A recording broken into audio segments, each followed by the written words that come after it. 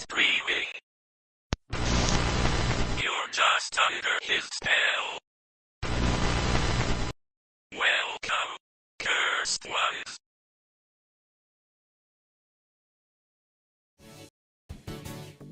Good evening, everyone. It's your worst nightmare and dream come true. I'm Adrian Hallowell, broadcasting live to you.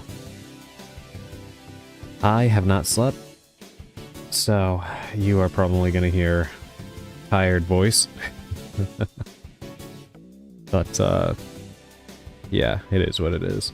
We're going to play more Alone in the Dark 2 today. This may not be the longest stream, because of that fact.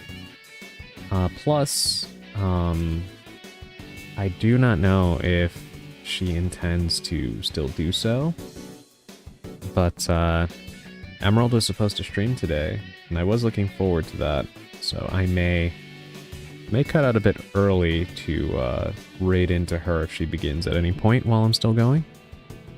So we will see. But yes, welcome in everybody, welcome in. I hope you are all having a good Thursday evening.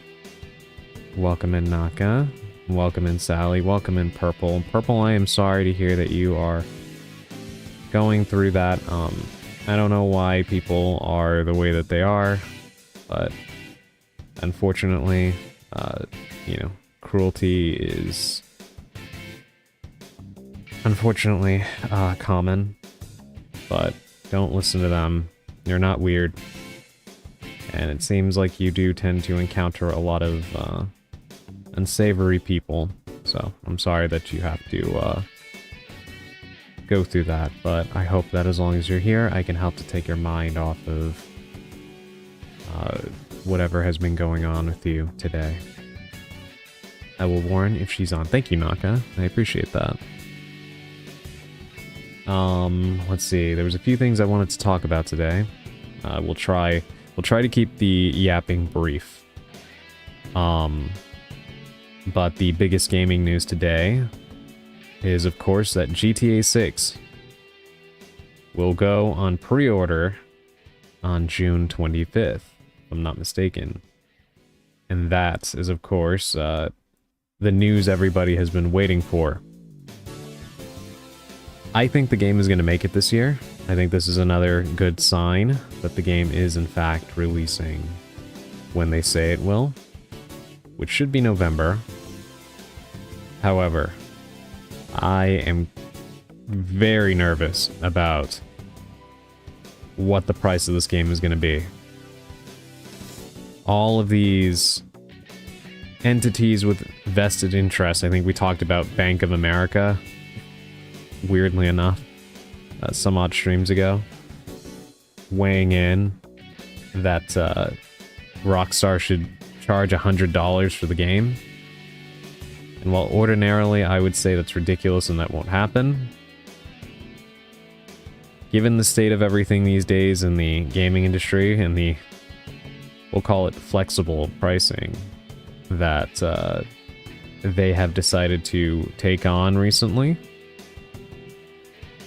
I would not put it past Rockstar to charge that much for the game.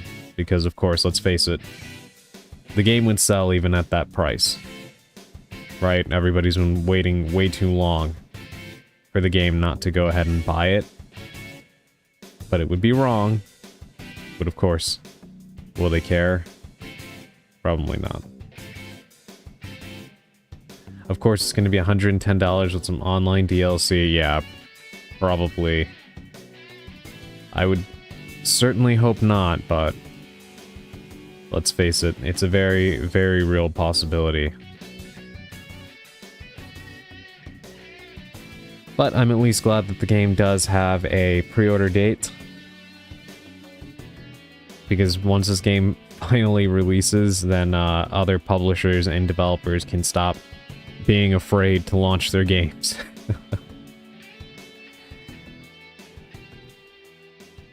You notice during the Summer Games Fest week, nothing got announced for November, except the Metaphor Switch 2 port, which I find hilarious,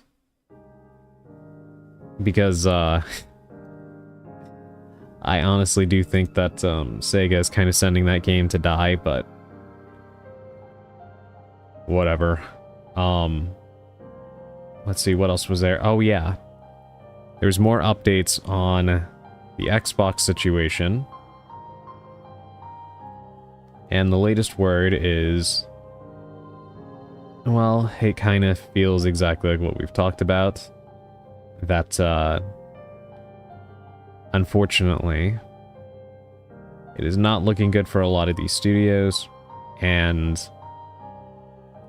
latest word I read was that there's a real possibility that Microsoft ends up divesting from the Xbox brand, like they actually spin it off and sell it to another company, if not outright shutter the whole brand, which would be insane to me.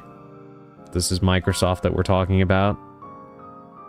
And unfortunately, I mean, they've never been a particularly benevolent or good company in any way. But, Satya Nadella, the CEO of Microsoft, seems to be a AI evangelist. So, I can't say that I'm surprised that, he seems to want to rid himself of literally anything within the company that is not related to AI somehow. And I do think it's going to blow up in their faces, but sometimes you have to, you just gotta let it happen, you know? Competition on who's lost more money. You know, I could talk all day about the mistakes that Microsoft has been making. I'm not sure how many of you are aware of the journalist Jason Schreier. At least I believe that's how you say his last name. Used to work for Kotaku, I believe, and now he works for Bloomberg. Probably the most reputable gaming journalist, probably in history. And he did a video talking about how Microsoft ended up in this position. And within that video, he actually discussed some of the things that he's heard from his sources on the matter. And it was not good. And we're going to be glad to hear you talking all day because Adrian's voice is so cool. Thank you so much, Naka. Yeah, I can definitely say I can hear my own exhaustion in my voice today. Speaking of me talking, but hopefully it's not too distracting. But yeah. Jason talked about some of his sources and the things that they've said to him about the situation.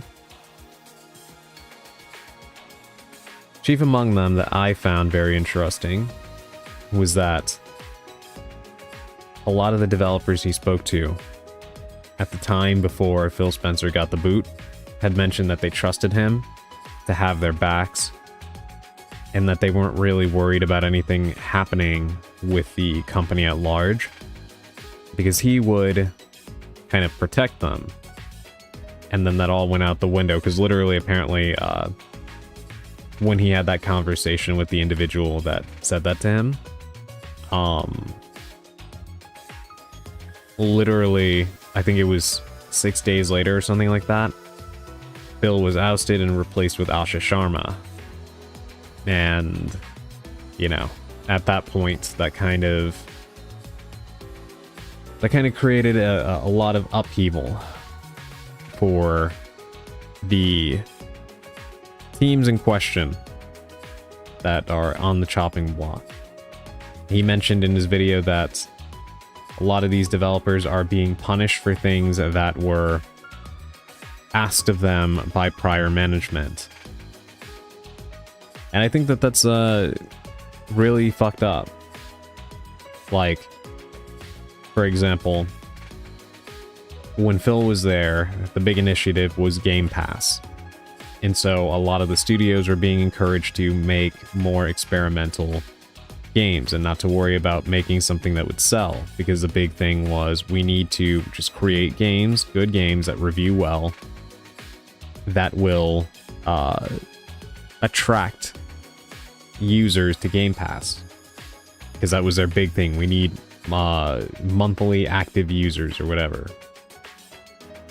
Well, now that management has changed and the goals have changed, you can't exactly, you know, snap your fingers and fix a game that's been in production for 5 years at this point or whatever. It's like trying to turn a massive ship around. Can't do that instantly. And as a result, the studios that are not in line with the new directive are on the chopping block. But how can they be when the directive was something different like 3 weeks ago? But of course, upper management doesn't see it that way. Blaming your workers for your own mistake. Bruh, yeah, exactly. Yeah, it's pretty much that. So, I don't know. Honestly, at this point, I've written Microsoft off. Like, there's no... I don't see how you don't at this point. Because even if the games that they release do well, there's no way that it can possibly achieve the results that they want.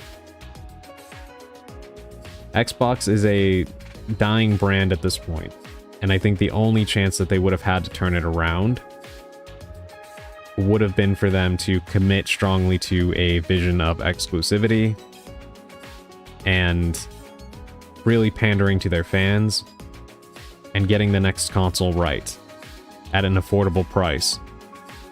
And we could sit here and talk all day about, you know, the circumstances politically around the world that are causing prices to raise and everything, but honestly, we don't even need to go into that, because even regardless of how expensive everything has become, Microsoft and the Xbox brand, to me, was doomed from the minute that they started putting their games on PC. And like, I understand, and we've talked about this before, but I do understand that it is good to have options, you know, for people to be able to play games in different places. I mean, for me, I'm happy that some of their games came out on the Switch too. I'm not complaining. However, from the beginning, I was saying this was a bad idea, because you do need that exclusivity to draw attention to your platform. And a lot of people write that off as simple, like, console wars and stuff, but it's not. People will turn it into it, of course, because people are childish, you know, naturally. However, that sort of thing is very important. It's the same reason why you see these streaming services doing this, right? A Netflix original has no worth as a Netflix original if you can watch it on Paramount or Peacock, right? Like, this just makes sense.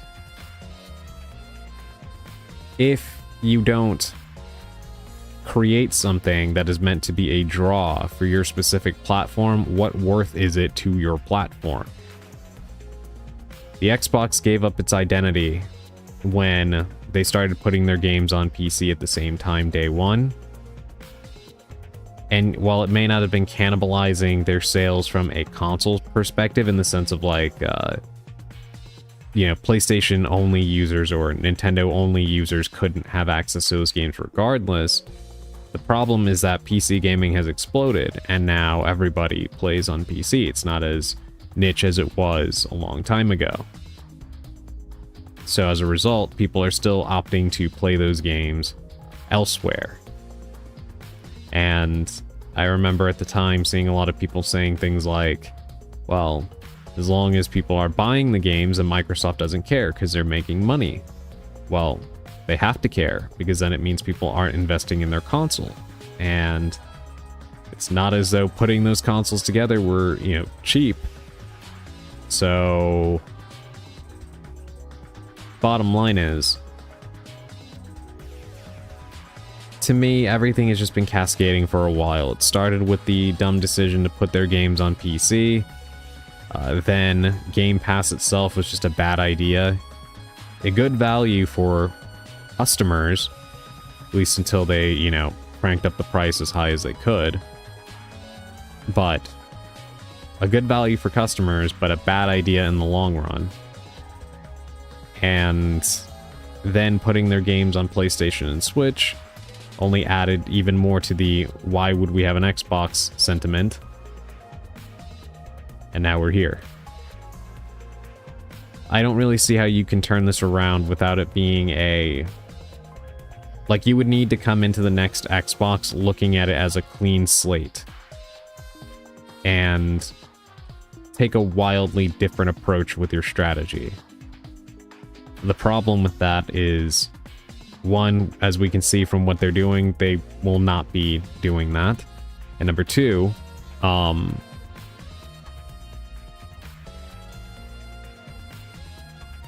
people have already, and I think Phil Spencer himself even said this, a lot of people starting with the PS4 and Xbox One era kind of locked into their ecosystems and stayed there.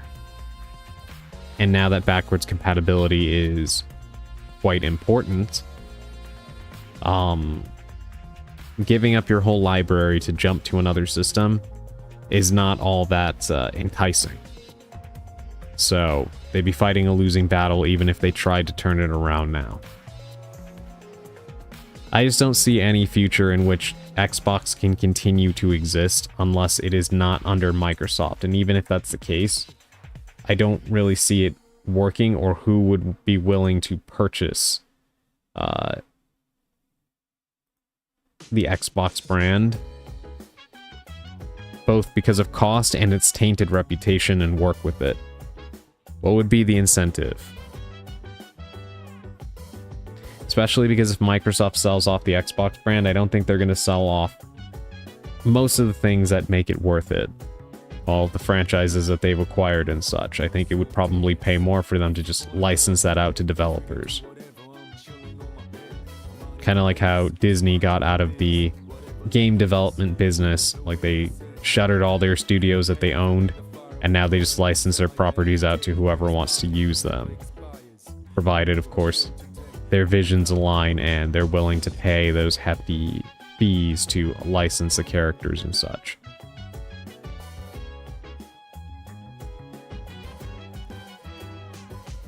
But yeah, anyway, we've talked about this already. We don't need to beat a dead horse, but I do not see the Xbox brand existing for much longer. It really sucks, but, you know, probably better to start making peace with that now. Unless if an Arabian prince from Dubai secretly buys 50% of Microsoft somehow. Well, given the state of the world right now, I don't think that's happening. I don't. So, I mean, I could see Amazon doing it, or, you know, there's buyers I could see being interested in Xbox, but I only see them committing to that purchase if Xbox is actually healthy. It's not. And again, if Microsoft does not choose to sell off, say, Call of Duty, you know, well, what use is Xbox? I mean, if someone bought part of EA. So the thing about that is, like, Saudi Arabia has been buying up a lot of different things. Video game company shares and such included. The problem with that is that now that the world is the way that it is, they've cut back on their spending. So I don't think that they would want to take on that debt. And let's face it, the Xbox brand would not make back that money. Plus, there's a whole other elephant in the room when it comes to that potential buyer, but that's a whole separate thing. So, but I don't know. You never know. Crazy stuff keeps happening in this industry. I wouldn't be shocked if somebody decided to foot the bill. I just don't think that even in that case they'd be able to rescue what Xbox is. Unless, again, they treat it as a very serious reboot. I mean, when you look at some companies like Atari, the reanimated corpse of Atari has still been kicking in the industry. So, Xbox being Weekend at Bernie's, I could see happening, but, you know, it's not entirely likely.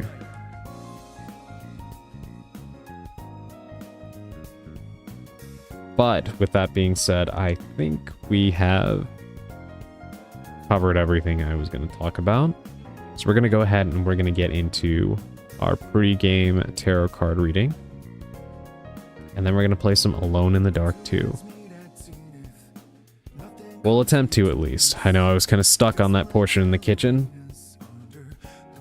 It will be interesting to see what happens.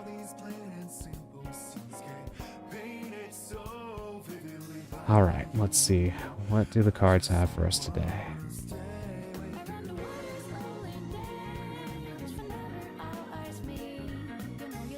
She's there? Yeah, I actually saw her. Twitch gave me the pop-up. For once. For whatever reason, it has been very inconsistent with that lately. But yes, hopefully she's still on when I'm done. I will likely raid right into her.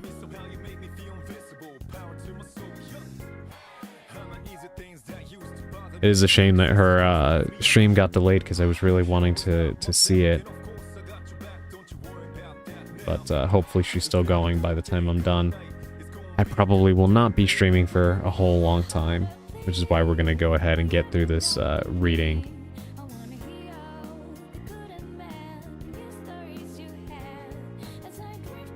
Incidentally, I'm also wondering how much more of this game I have left. The first one was actually kind of short, all things considered. But yeah, we'll see.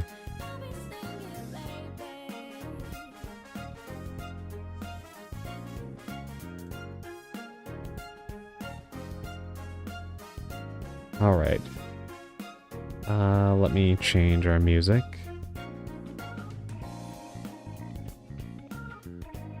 Can't do the reading if we don't have Aria of the Soul.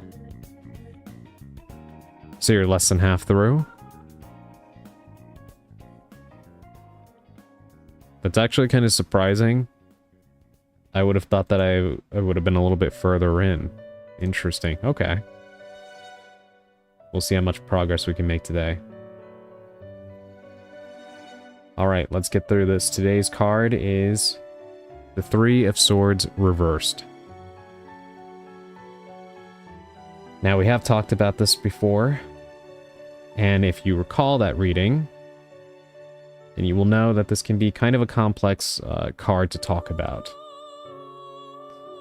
Especially in the reverse position, because it has a lot of connotations to it, and it really will depend on what you are currently experiencing and how you view this card. All of the cards have special meanings to the art associated with them. I usually go by the Rider-Waite deck. And for the Three of Swords, it is 3 blades piercing a big red heart. In the reverse position, you kind of have a glass half full, glass half empty kind of situation depending on how you view it. Some people view this as encouraging because the blades are falling out of the heart, while others look at it from the perspective of, well, even if you are removing the blades, it's going to hurt.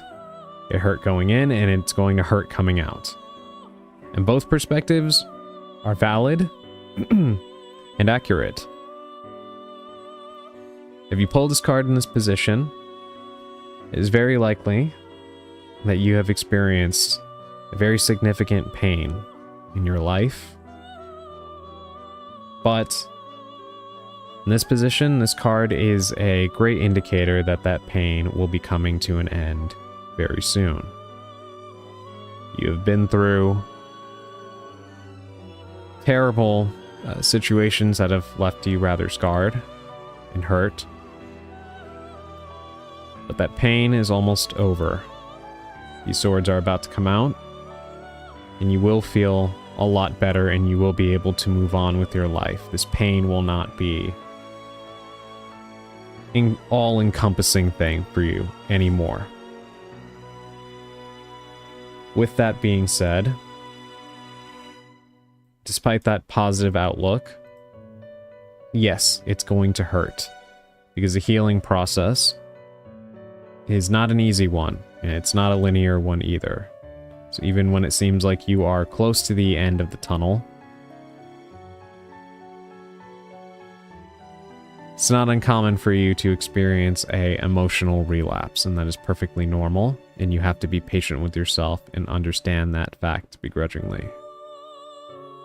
You will feel better by the end of this, but it is going to be painful getting there.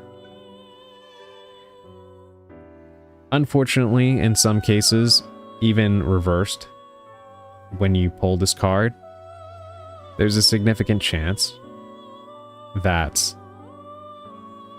this pain is getting worse. However, with that being said, as I stated, even if you feel that pain intensifying, these swords are coming out. Better to pull this card in reverse than upright. So try to stay strong and try to keep that perspective as you weather the storm, that you will be okay, even if it is seeming like it is getting worse. If only a cold comfort takes solace in the fact that this pain is being removed from you. You just have to endure the extra pain on the way out. Additionally, this card can also be an indicator that you are particularly sensitive at this moment to the way others view you and express their opinions of you. That includes yourself. So if you have been in a position where you have been bullying yourself emotionally, picking on yourself, doubting yourself, being overly harsh with yourself, knock it off. This is an indicator for you to not do that, because as I always say, you have enough people out there in the world that will make themselves your enemy for the thinnest of reasons. You don't need to be your own adversary. You need to show up for yourself and love yourself. That takes time, and that's perfectly okay. But don't be a villain to yourself. There's already going to be enough people in your life that you will meet who will fulfill that role gladly.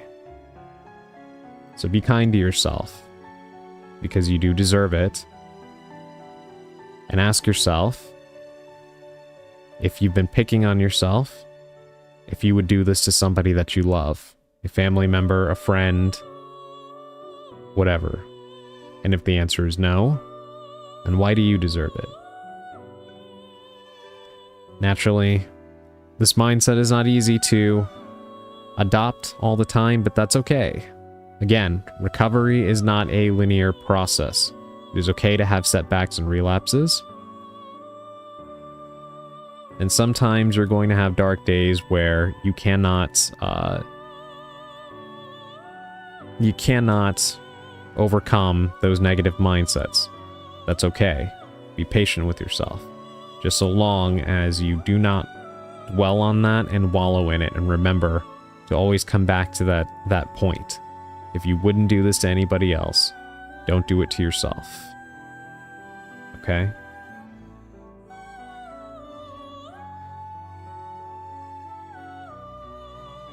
If throughout all of this you find that this pain is taking a significant amount of time to heal, try to analyze that. Ask yourself what is making this pain so badly.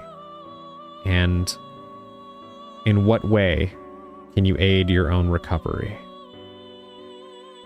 And there's a lot of different ways you can go about that. But above all else, just remember that you are not alone. And you are someone who is deserving of love and affection. So whatever pain you may be experiencing, know that it won't last forever. Yes, as Naka is saying, bad things have an end. We often dread the fact that good times and good things come to an end, but the same is true of bad things. So take some comfort in that, and just know that you can make it through what you are experiencing. No matter how long ago it was or how much of a hold it has over you, you can beat it. And this card is an indicator that even at the cost of additional pain, you're almost on the other side. But yes, that is our pre-game tarot card reading. I do apologize if you can hear that loud vehicle outside. But anyway, I do hope that for those of you that are experiencing hard times, that this comes as a sort of comfort to you. I know starting the stream, Purple was talking about some mean things that people had said to him. And I do hope that this can be a comfort for him and for others here in the chat that may be going through similar things. Be kind to yourselves. Or else. But yes, with that being said, it's time to play Alone in the Dark 2. Please let me know how the audio is. Should still be the same from last stream. I need to turn my own volume way down because it's blowing out my eardrums.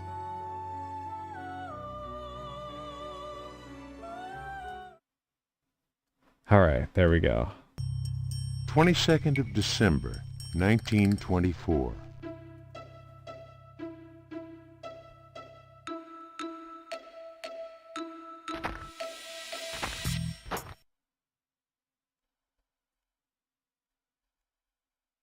Now, where were we? Save 7.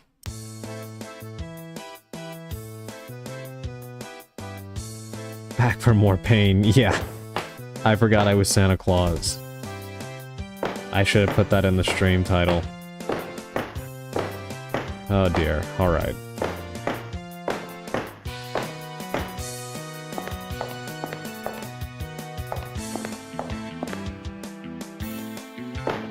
I was low on health.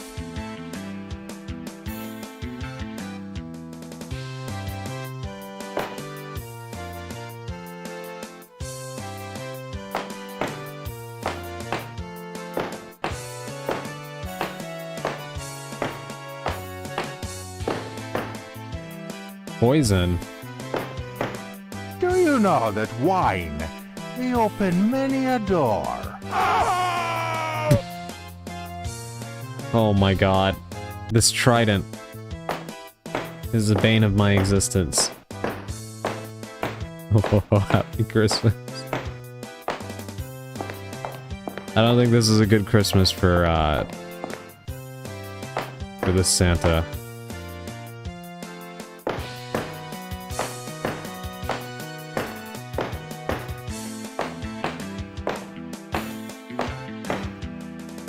I wonder what we do with the poison. Do you know that wine may open many a door? Okay, so Sally told me that you can get the trident to kill the chef instead.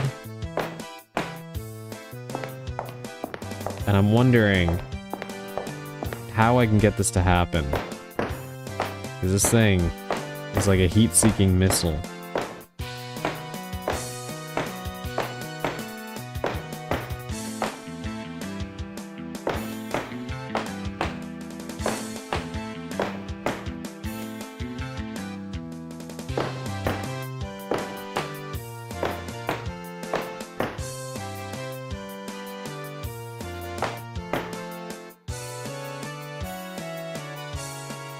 Okay, where are you? Do you know that wine may open many a door? And then he's gonna start trying to attack me.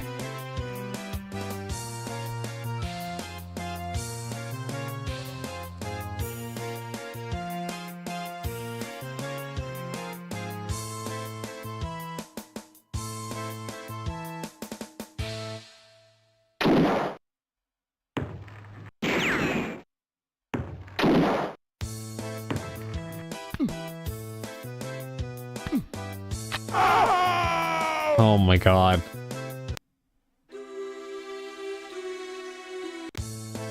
A plate of fried eggs. Can I just eat that, or is that somehow...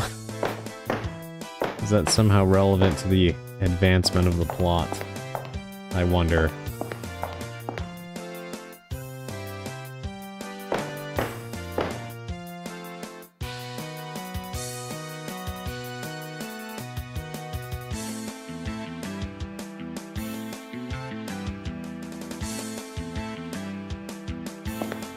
Alright, I am going upstairs. Let's try and take this guy out.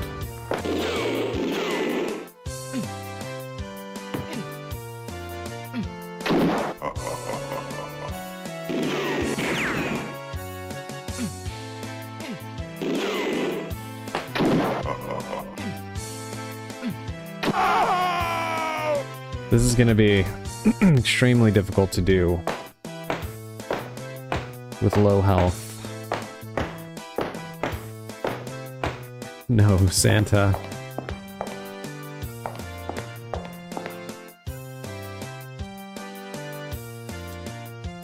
Yeah, Christmas isn't coming this year.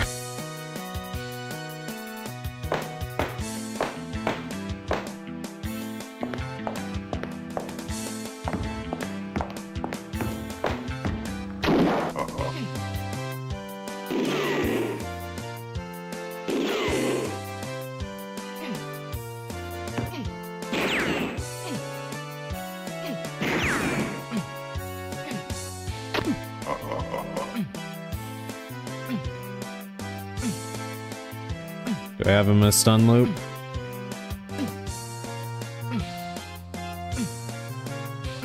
Oh my god, I had something going there.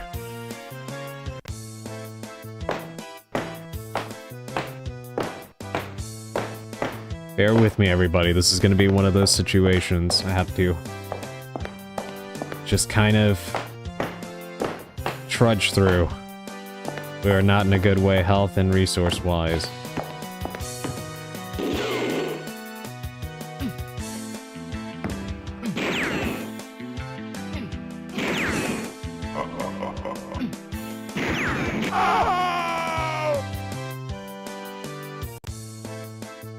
Oh, this is a ridiculous situation.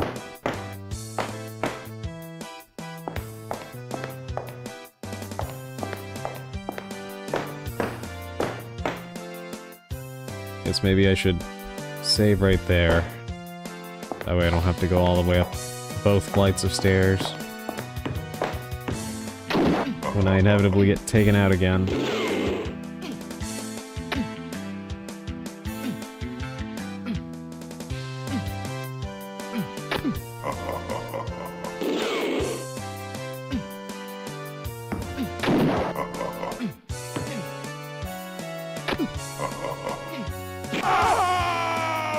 Oh my god. You know, the one thing I really hate is how any and all attacks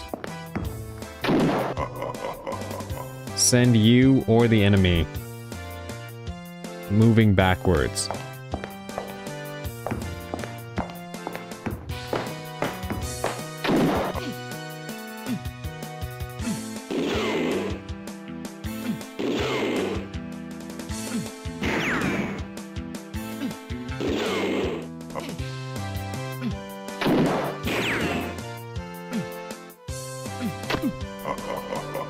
Come on.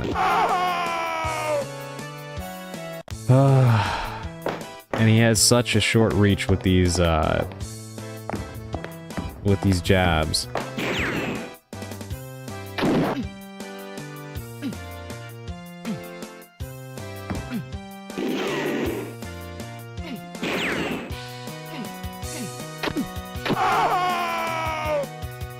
Dear Lord.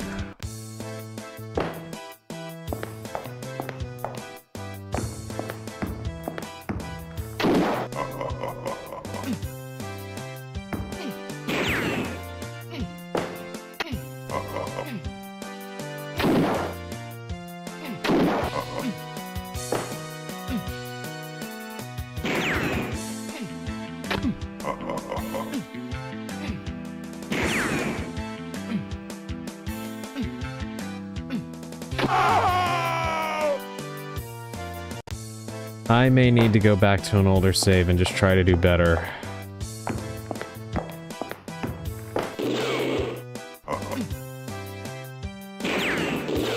Which could take a good amount of time in its own right.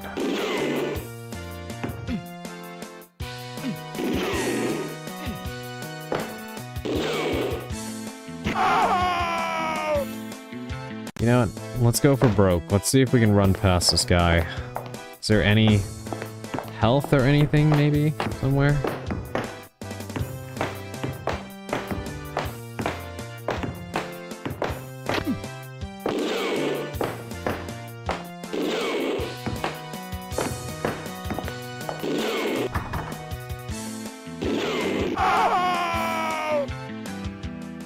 Okay, well, we know there's nothing on the other side of the banister. Damn, they hate Christmas that bad.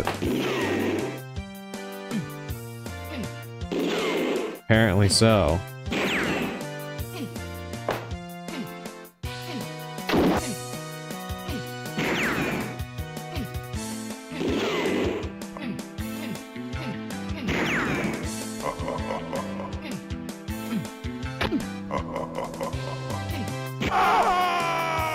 My God.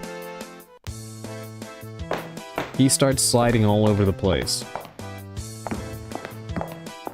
Once he gets hit, even if you back him into the corner. That is insane to me.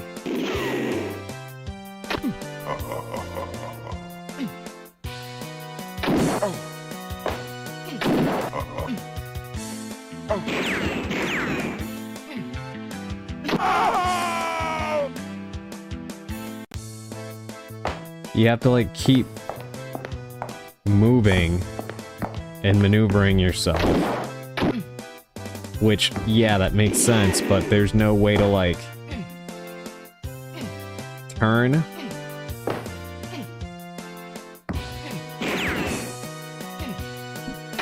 Like, you know how in the Resident Evil games you can kinda stay in your stance and twist your body?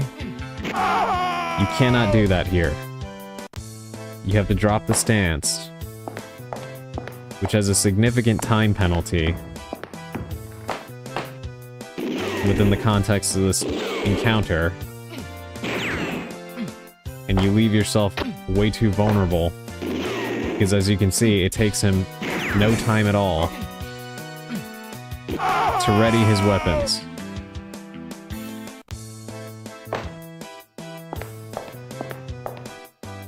I will apologize for the repetitive nature of this, believe me, it's not any better for me.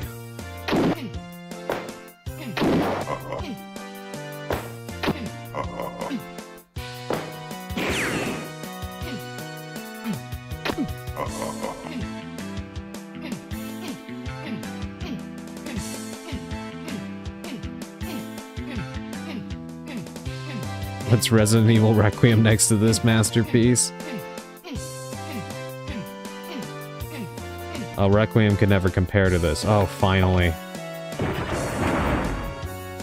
All for no prize. Alright, we're gonna save. We're gonna save. I still need to go downstairs to the kitchen, but...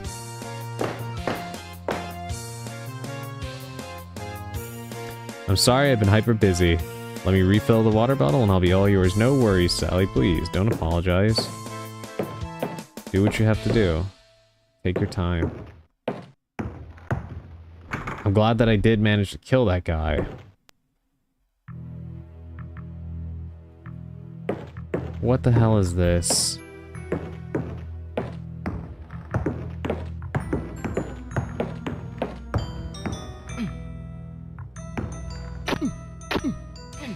You know what? Why is everybody packing heat? That's what I want to know. Just once, why can't somebody try to get into a fist fight with me? Why do they all have guns?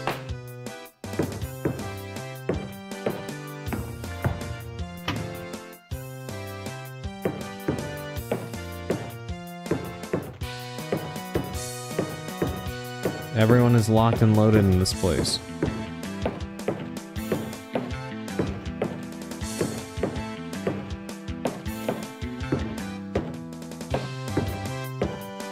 What the hell is that?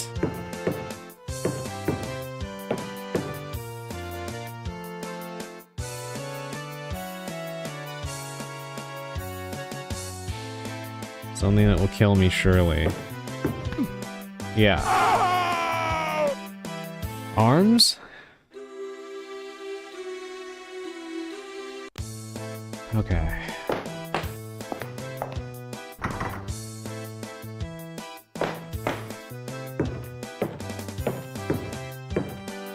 Let's find lucky door number 3.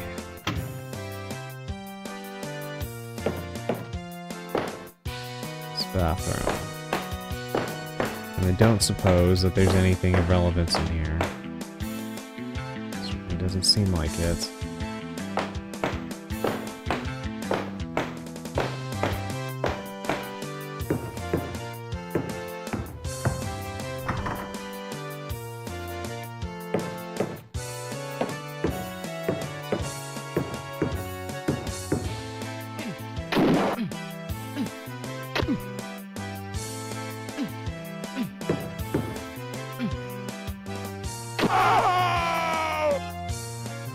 Oh my god. The fact that they are all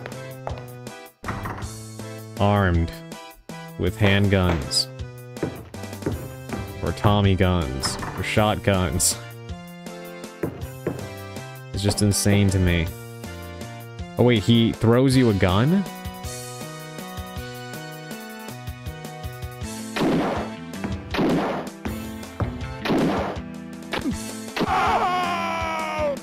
Okay.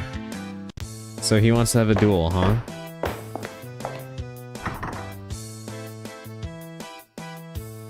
The BOW were more easy than these guys? Yeah. Because none of the characters in Resident Evil ever controlled like this.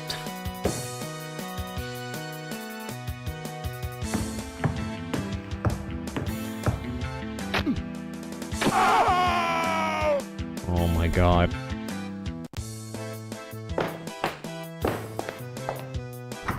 The aiming in this game is atrocious. I'm telling you, anybody that ever complains about playing the original Resident Evil games needs to be made to play Alone in the Dark.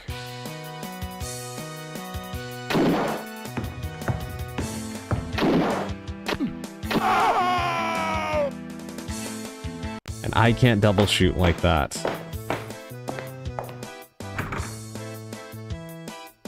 So what I think we're gonna have to do is take the first free shot and then try to run behind him. The Dark Souls of the janky games, yeah. Honestly, I think Dark Souls is probably a cakewalk compared to this game. I'm shooting him point blank, by the way, and nothing is happening.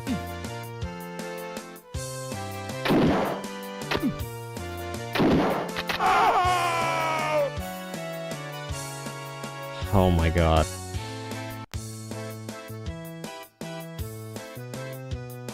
Okay, I'm back.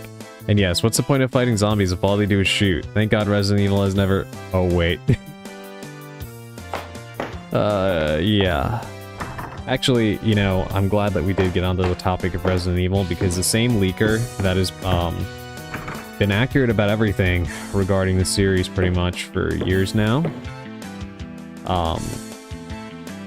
Same guy that leaked the Code Veronica remake, etc. Oh my god. Has apparently said that according to his sources, Capcom is not really interested in remaking RE5. Not that they won't do it eventually, but apparently, per their current attitudes. Hey, welcome in, Augustine. Thank you for the lurk.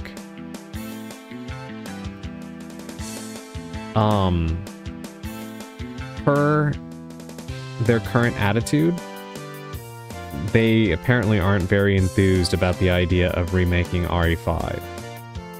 Which kind of surprised me, because I would have thought that they would have been keen to do so after remaking 4. But evidently not. At least if you believe this guy, which, I mean, up to this point, he's kind of,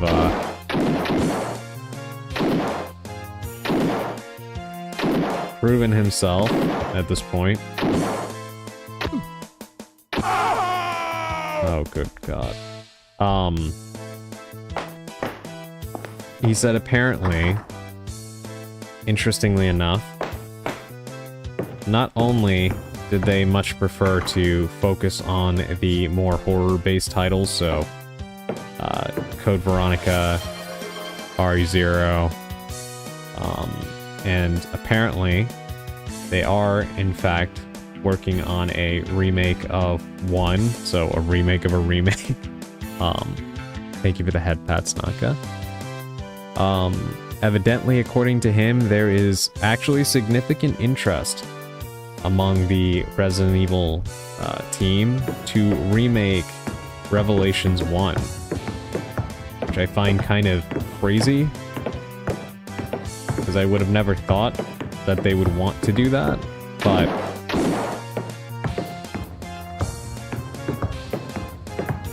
Revelations is a game that I do think could be greatly improved by a remake,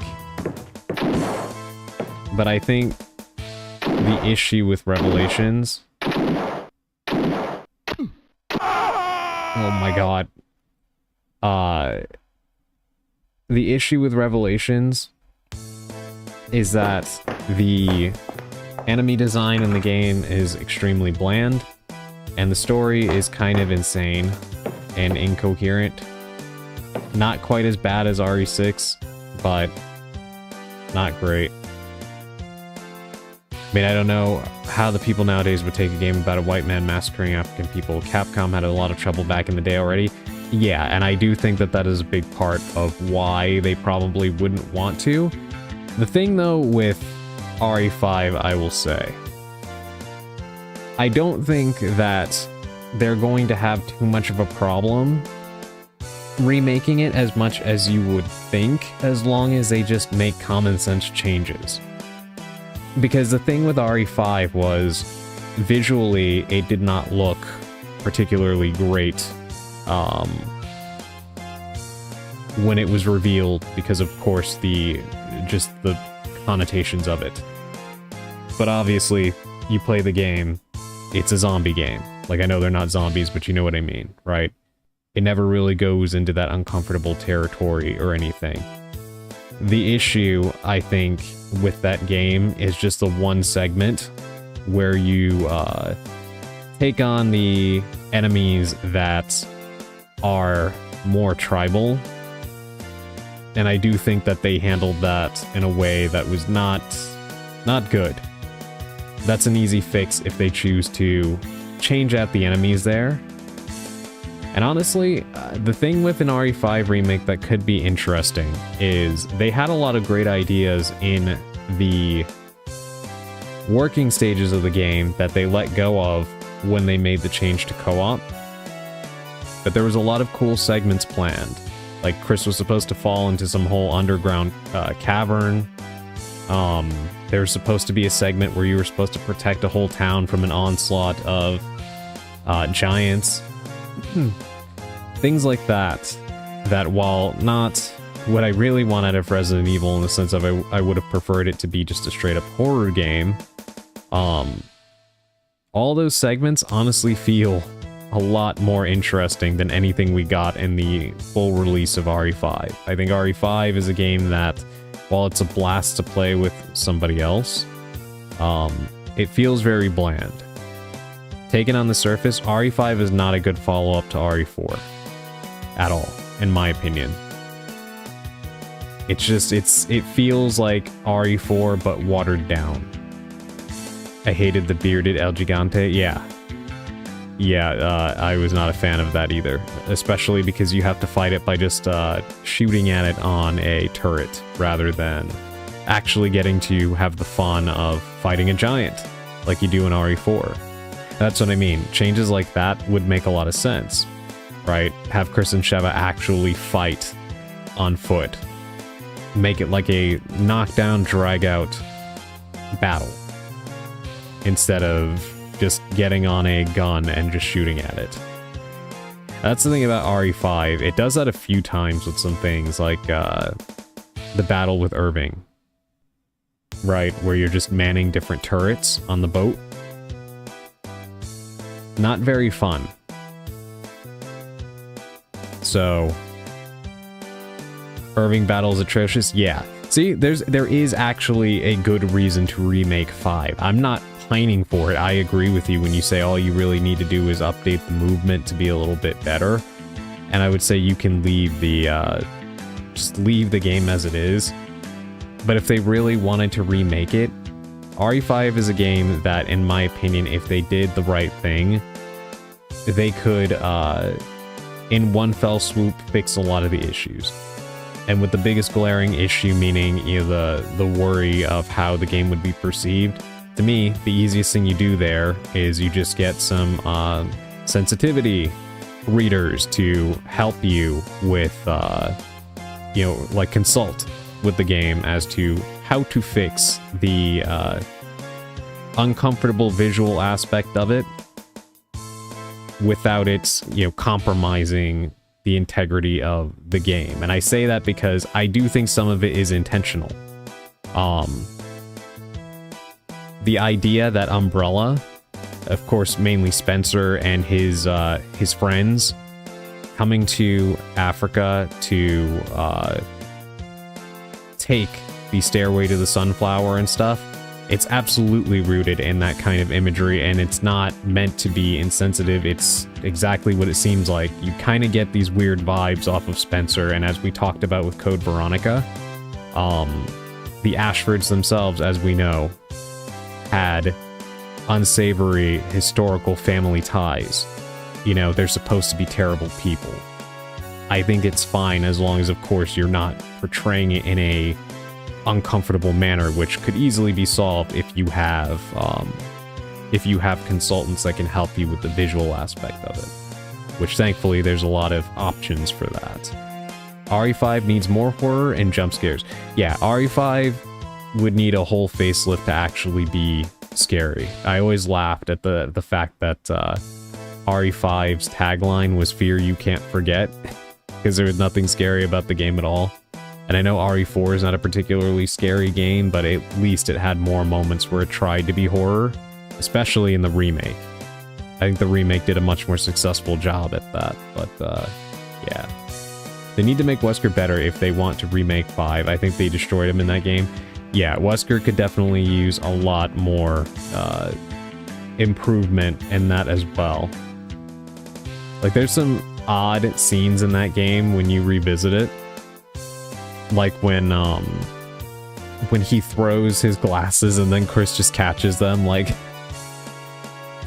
I like how that scene was so iconic that they recreated it in one of the Mila Jovovich movies. But, yeah. RE5 is a game that I don't really have a particular standout love for. I complained a lot about it when it came out. It's a fun co-op game.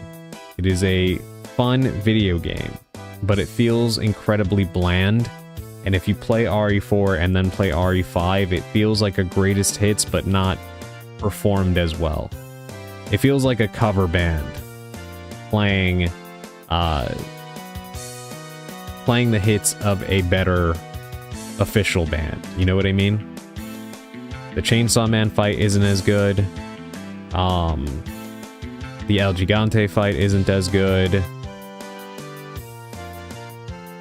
Would you mind disabling the music while we discuss this? It's driving me crazy if you never... Oh, yeah, of course. Yeah, sorry about that. It's driving me crazy too, but, hold on. Steals hat and auctions... No. Okay, Jesus Christ, what a relief, thanks. Yeah, no worries.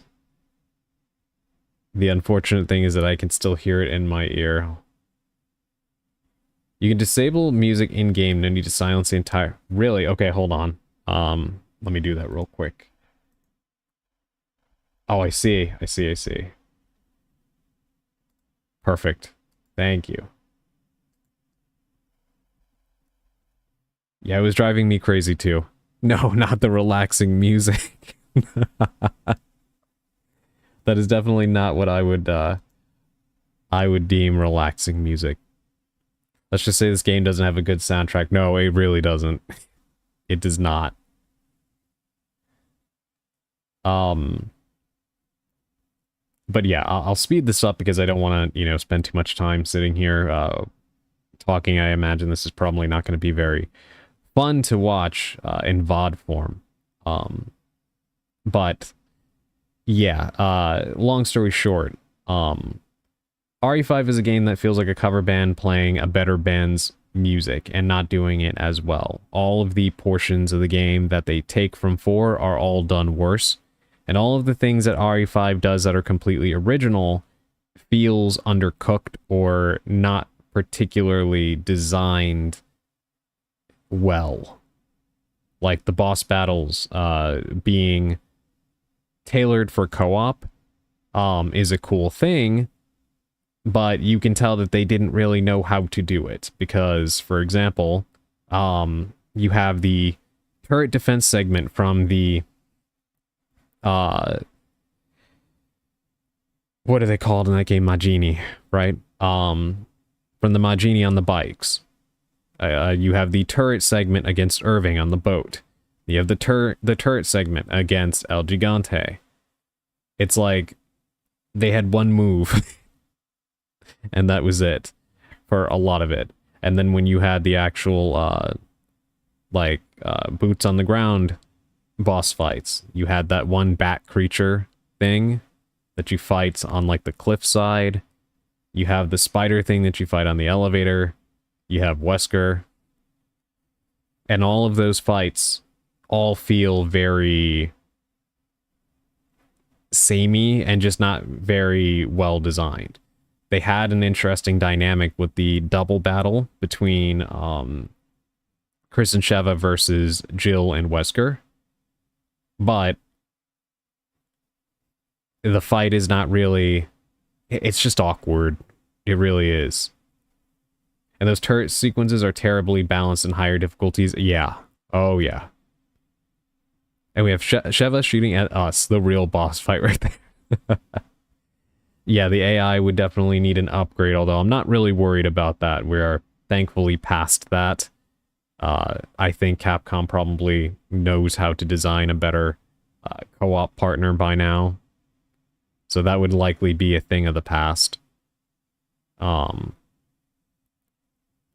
Also, for me, a thorn in my side about that game is the design of the Ouroboros creatures.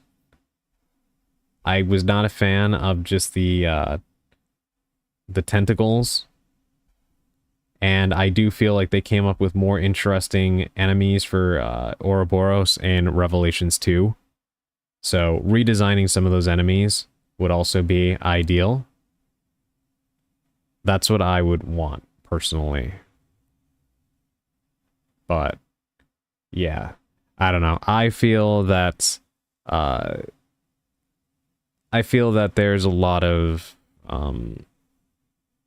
potential in an RE5 remake, but pretty much the whole game would need to be completely redesigned to the point of not being recognizable. And I think that on that note, an easy, like, Code Veronica is going to be a telltale idea of how they could even do an RE5 remake. And I say that because, of course, Code Veronica itself also has problematic elements that need to be approached from a different perspective.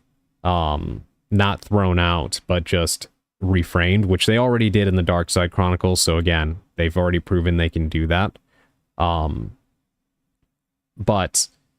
from a gameplay perspective, Code Veronica also has things that need to be adjusted. So if they can actually do Code Veronica justice, then I think that they would prove that they can do RE5 some justice. But, you know, I don't know.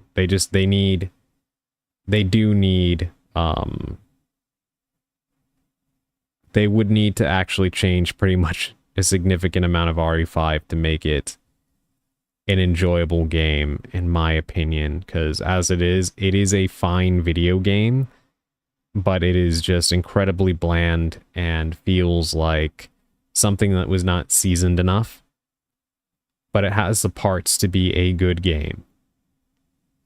And from a story perspective, honestly, they really didn't do themselves justice in certain ways. Like, one thing I would really like would be either even if they had to make it DLC or something, but I would like to see something pertaining to Sheva's childhood, because if you read her history, which they relegated to notes largely, unfortunately, the thing that I like about Sheva's character is that she is kind of like a parallel to Chris in a way, right? To Chris and honestly kind of Claire, when you see what happened to her family and such, and the fact that her life was ruined even earlier than theirs by Umbrella is something that I feel is a nice way of connecting her and Chris as partners, right?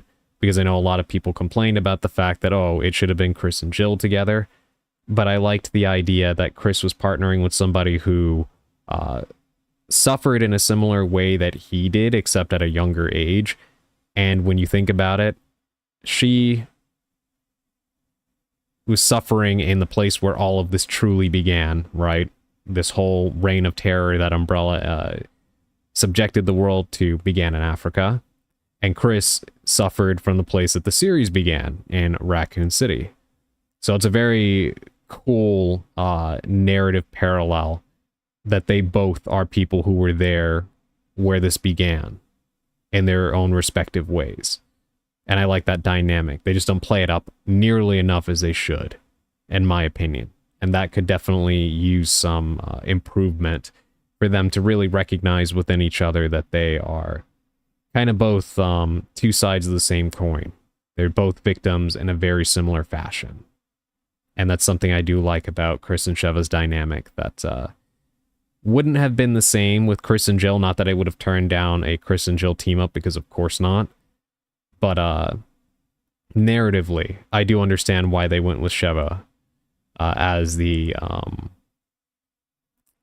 partner character.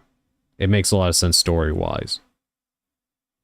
By the way, we are getting a book recollecting all the story of Resident Evil releasing tomorrow. Let me see if it's in English in case you're interested. Yeah, please let me know, because that would be something that I would definitely like to check out. But yes, I do apologize for standing here. Let's go ahead and try this again. Wrong way.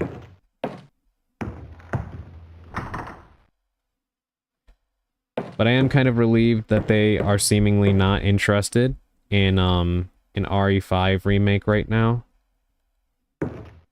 Because I'm not either. I do want there to be another attempt at co-op Resident Evil. I just want it to be Outbreak.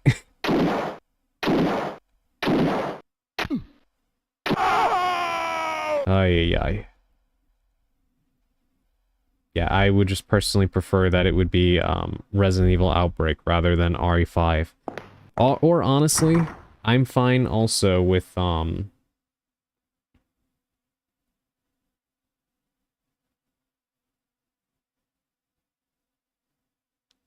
I'm fine with a remake of RE0 being co-op. I would actually be alright with that.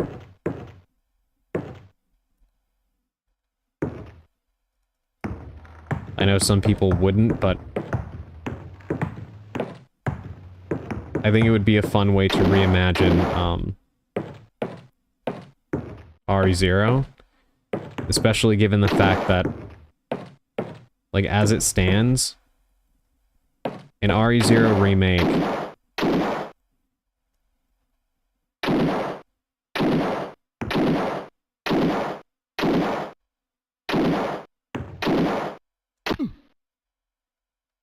still have 2 shots.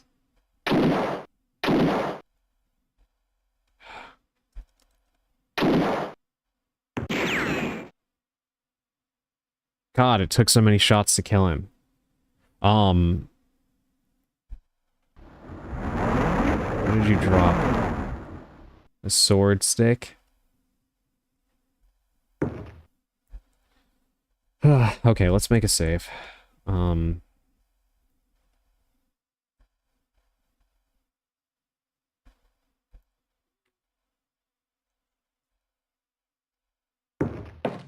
Yeah, an RE0 remake. Still having you switch between Billy and Rebecca. Just from over the shoulder. Wouldn't be bad. Okay, we got another book. I just feel it would be interesting to see the game redone in a co-op format. Okay, we got a piece of parchment as well. I really need health. That's honestly the thing that I want. More than anything.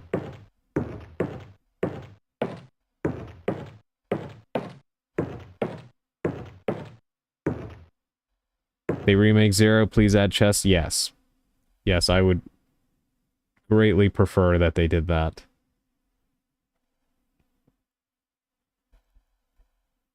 Alright, we have a book. Crew muster for the 3 Master Flying Dutchman. Turn to freebooting December 25 of the year of our Lord 1724. Son of a baron and born of a chambermaid, Frederick de Witt was brought up strictly. At the death of his tutor, he was free to study the alchemistic art. Clever with his fingers, he spent much time at the gaming table, ruining Redmond Barry at the game of piquet. An adventure with the Countess of O forced him to join the Navy. He soon deserted his ship. His skill with cards gained him a reputation in Barbados, where he met One-Eyed Jack. Their one and only game resulted in the massacre of Terra Nova. A friendship was born. DeWitt served Jack as both spy and poisoner, and served well. The Princess Isabelita Negroni called him the brightest star of my nights. Joined in 1715 as pharmacist. Mr. I may have another name. Who knows? Born at Nuamgar and transported to Haiti, his life was chaos until he met Elizabeth Jarrett. Initiated into voodoo, he became the Hunsi for the new priestess after losing his senses for 14 days and nights. His remarkable eyesight earned him the post of lookout following the attack of 25 December. Accompanied by his mates, the Look Boys, he likes to dance for the crew on calm days. In fighting, his way with a harpoon is fearful to behold. The pillage of San Cristobal and the sacking of the governor's palace were examples of his thirst for killing. Who can have forgotten how he harpooned the rector, Joaro de la Cruz, from 30 feet? Joined as lookout on 25 December 1724. Ask me to name a man among men, and I'll say Black Hat. A bright lad, Alistair Fane began his life of crime at the age of 8. To free his father, he placed a toy bear stuffed with dynamite at the gates of Killarney jail. 9 men died. Soft-hearted to a fault, he kept Captain Dixon's black hat and stitched blades into its rim. Hey, welcome in, Effecto. Good evening to you too. I hope you're doing well. Sorry, this is like a little book reading real quick. So I'm gonna be silent for just a minute. He then stowed away and ended up in Trinidad, where he took an interest in firearms and became an expert manhunter. One-Eyed Jack was sure to learn of such a man. Black Hat, marksman. Effecto says hi to everybody over here on Twitch. Bubble Blade is the youngest of a family of armorers of Toledo. Trained from birth to handle a sword, he became a duelist of note. At the Prado, he gutted the young viceroy. His famous escape from Santa Sangre is still spoken of in awe. One-Eyed Jack recruited him in Mexico, persuading him to say farewell to his 6 magnificent companions in arms. Tales of his famous secret stroke, the Royal Pardon, soon spread far and wide. Man, this is a long note. I hope you're feeling more rested. I'm sorry to say, Effecto, that I really didn't sleep last night, so the answer is no, but unfortunately this has just kind of been the norm for me lately, so... But I do appreciate the sentiment, thank you. Also, everybody over here on Twitch says hi to you as well. His 2-hour fight with Lieutenant Briggs will go down in the history of freebooting. Bubble Blade, 2nd Lieutenant. A 2-hour fight, huh? Sounds like all the fights I've had in this game so far.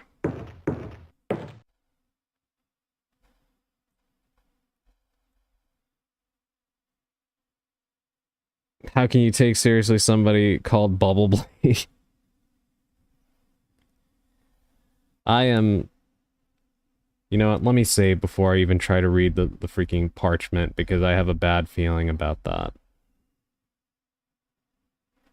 We'll save over this one.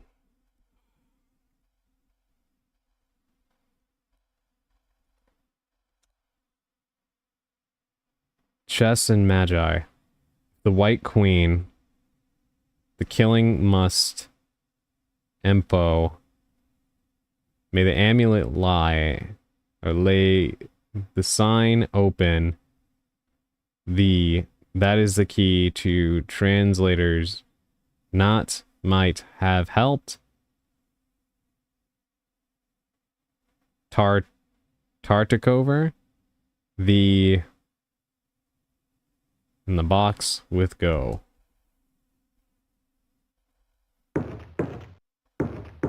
Alright, unfinished and unhelpful. I wasn't doing well yesterday, but today I feel better, so I thought of hanging out for a while. I'm sorry to hear that, but I am happy that that you're feeling a little bit better, even if just a little, Effecto. And I do hope that hanging out here will make you feel a little better as well.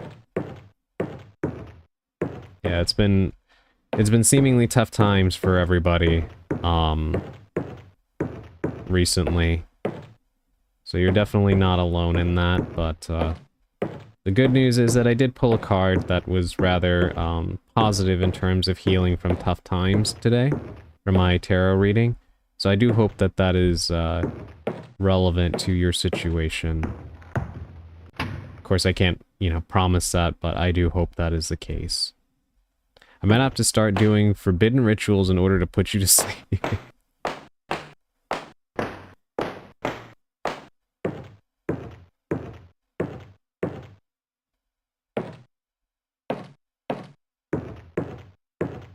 Over here, Naka says, feel better, brother. Oh my god, I'm on 2 health. I might as well not have any.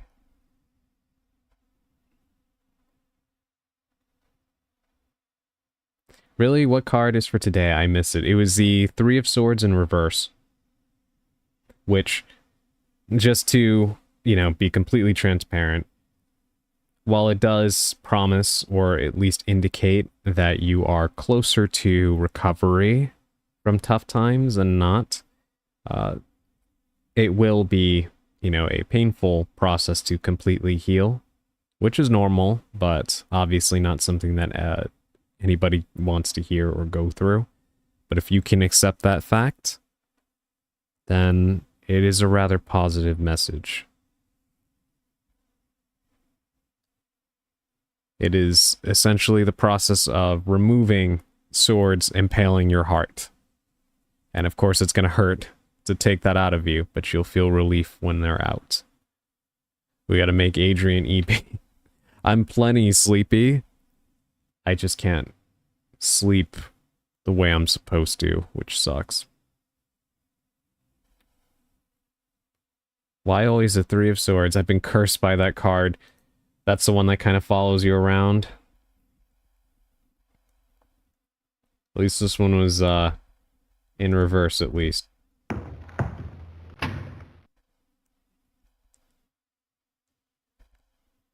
Better that than upright.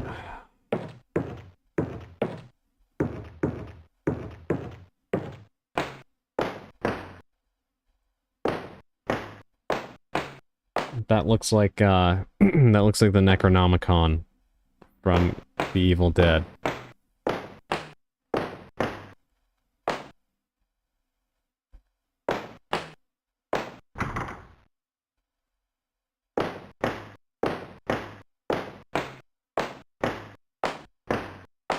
You're kidding me. Is there really nothing?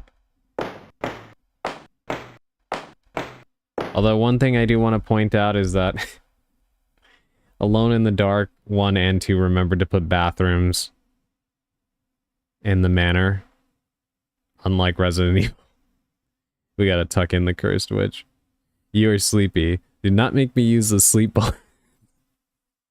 Welcome in, Bulgay. I hope you're doing well this evening. How are you? Yeah, I don't think I want to get shot with tranquilizer darts. Although maybe it would help. Tired myself. So I see we are in the same boat.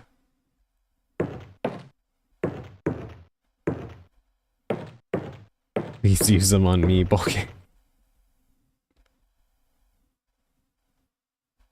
Are you working this evening, Bulgay? I'm sitting over here trying to freaking play this ridiculous game. That is a massive, what I assume to be fireplace. Holy... What? Okay.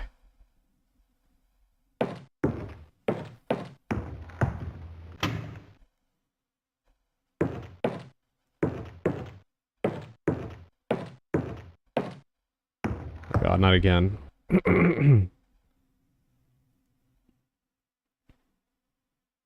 I'm not, but I've been out and about all day. So a day off that's not really a day off. I've gotten no sleep and was on season 11 of Criminal Minds. Now I'm on 15. And been speed watching this bitch. How do you, well, I assume if you are speeding through the series that you're enjoying it quite a bit then, Purple. We don't question anymore, Adrian. We just push through. Yeah. Maybe we need to hit you with a Men in Black neuralizer, Flash. Yes, you are indeed very sleepy. I am like, I think, unfortunately, quite resistant. I didn't even... Okay, whatever. This is getting ridiculous now. I love it. It's my favorite. I'm rewatching because of the new season. Ah, I see.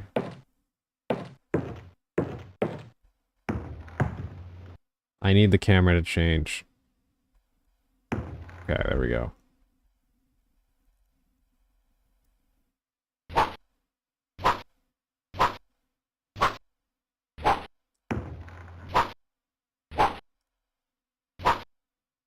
Guess I just gotta keep doing that.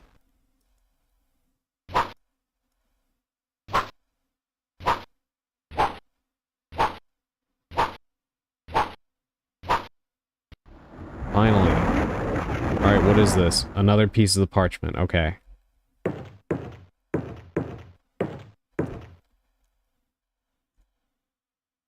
Okay, the parchment's all in one piece. Perfect. Let's read it again. Chess and magic. Oh. If the White Queen seeks the throne, the king must empower her. May the amulet laid in the center of the sign open the doorway to space. That is the key to the royal gambit. Translator's note. This Gaelic poem might have helped Crowley to defeat Tartakover, the man who fed the devil in the box with gold.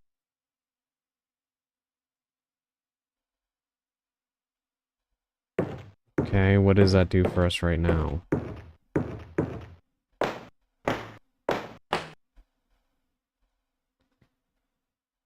Let me save, because it's a miracle that I was able to get through that without getting killed.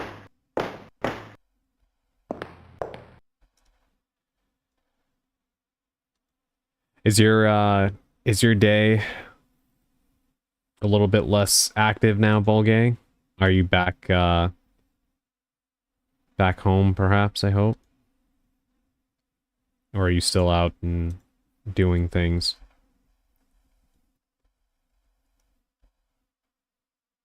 I'm getting to the good episodes, kicking my feet.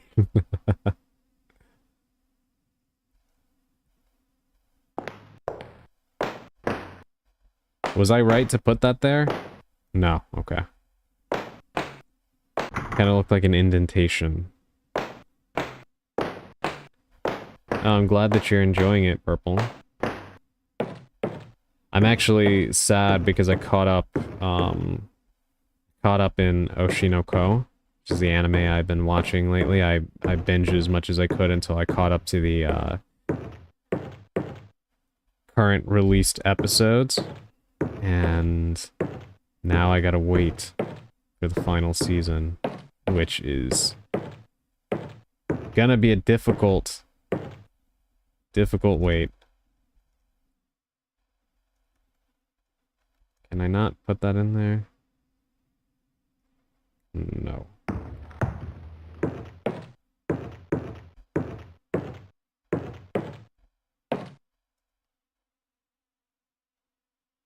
OMG, yes. If you know the show, yeah. I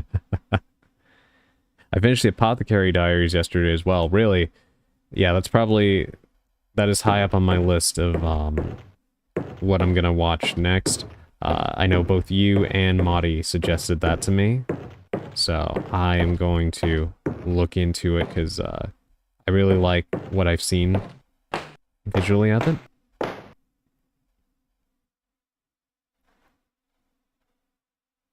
Also, Effecto, if you're still there, how are you, did you get anything to eat? Did you finally manage to get more than just the, I know you said all you had was onions. I hope you were able to get more food.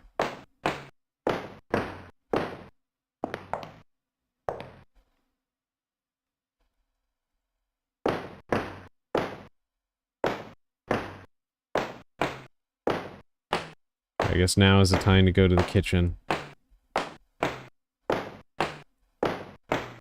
Okay. Do you know that wine Kill the may cook open instead. many a door?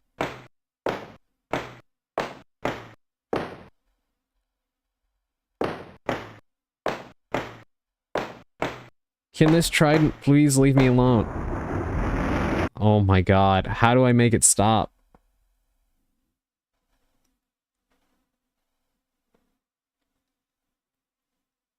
Yeah, I got my hands on some apples. Oh, that's good.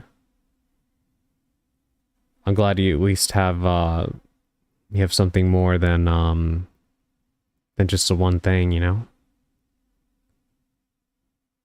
Backstabbed in a backwater dungeon. I don't think I've ever heard of that. I have to look that up.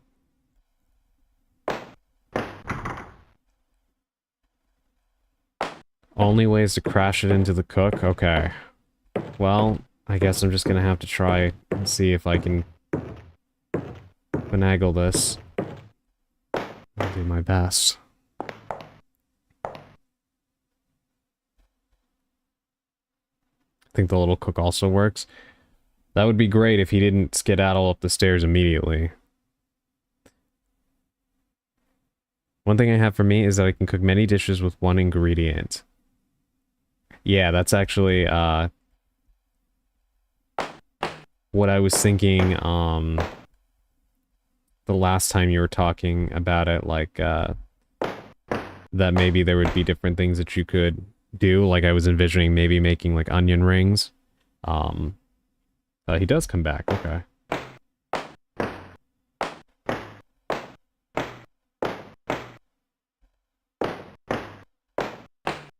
Come on, let me use you as a human shield. Perfect. Thank you for the suggestion. Okay. Once again, a weird thing you're just supposed to know. I like all the cooking anime games. Yeah, actually, one thing I was pretty excited about, like not significantly so, but I do think it looks really cute and I think it's a brilliant idea, is during the Nintendo Direct the other day, they actually revealed a One Piece cooking game starring Sanji, and I feel like how has that not happened yet? It's actually a very smart idea. Not gonna lie, I'm craving a lot of other food, but I can still manage. I hope you're able to expand your food options very soon. I assume that, you know, you must be quite limited right now, probably due to funds or something. And if that's the case, I get it. And I do hope that you're able to get to a point where you can afford more, so you don't only have to settle for one thing at a time. Wait till you hear about the solution to the next puzzle. It's also quite stupid. Oh dear.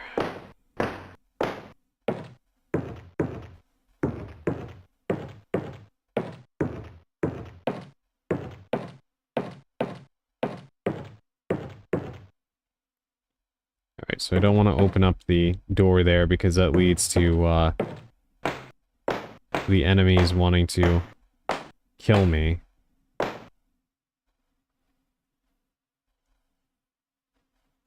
Sure, let's take that. Poison. Do you know that wine may open many a door? What the... Can I beat him with this? Yes.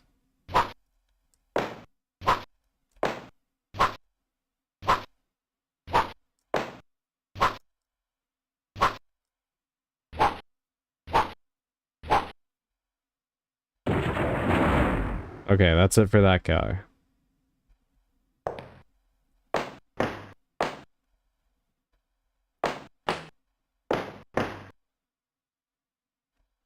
Plate of fried eggs. Alright, let me go ahead and save over this one.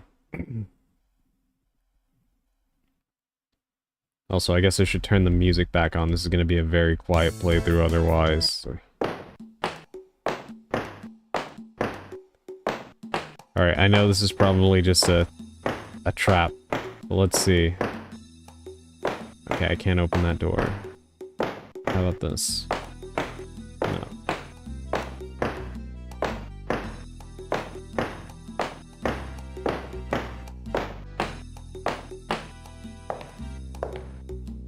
Reminds me of the hair puzzle in Silent Hill.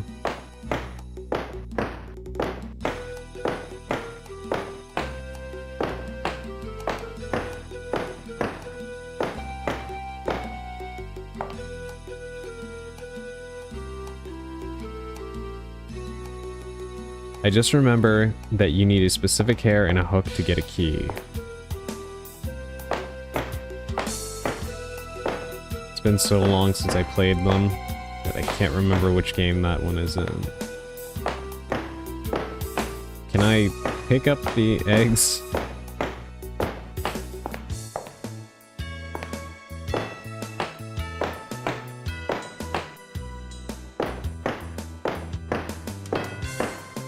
Alright, we'll leave it for now.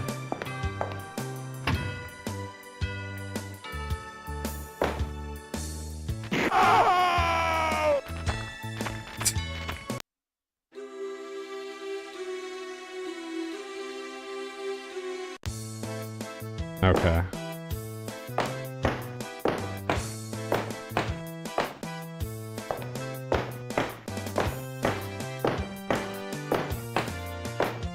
Are you kidding me? Oh my god. Okay. This game is utterly ridiculous.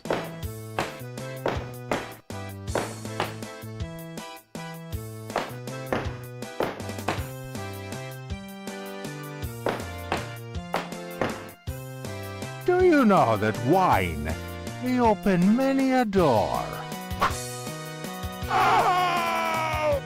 Yeah, sure, I'll take it from beyond the grave.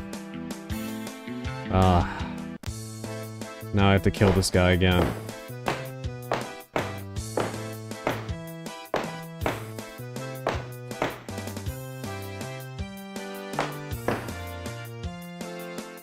Do you know that wine may open many a door?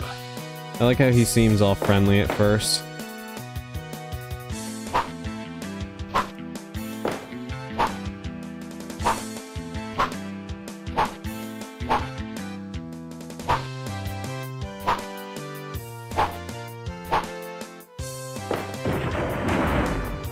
Alright, get out of here. Okay, I took the fried eggs. Like, why would they... Anyway.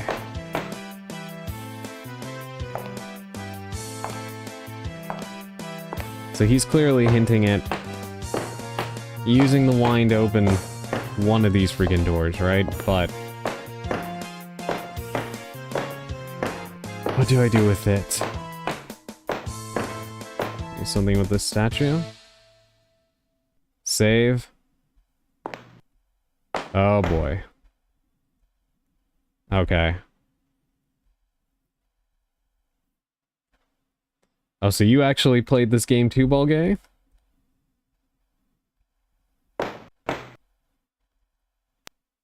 Soft block time?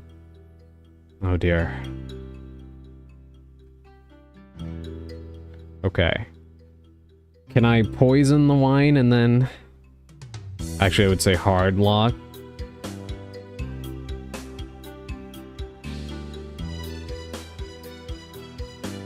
No, I just don't want you to redo it if you die in the next 5 seconds. Yeah, fair.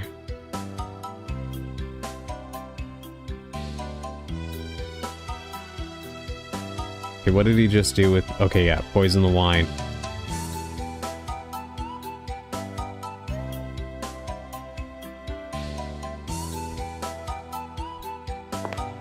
Okay, that didn't work.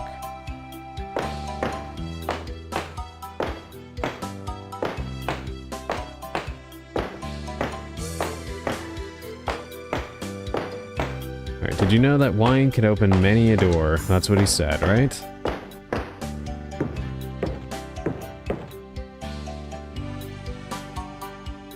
So based on what you said, Sally, it makes me think that this is really stupid. Do I leave the wine under the Christmas tree? Or something?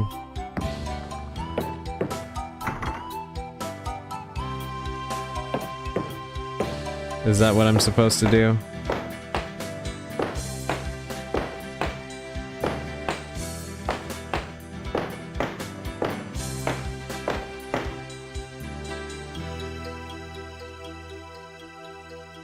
No, the solution is quite literal. It's just that most of the time the guy skips the dialogue. Therefore, you don't know what you're supposed to do.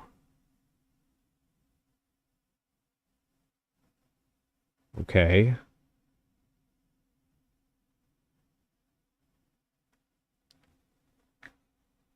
Sorry, I had to check a message. Okay. Well, can I eat the... Can I eat the eggs, or is that going to soft lock me? I just really want to heal. I don't know. Try. Alright. That's ominous. Let's give it a shot.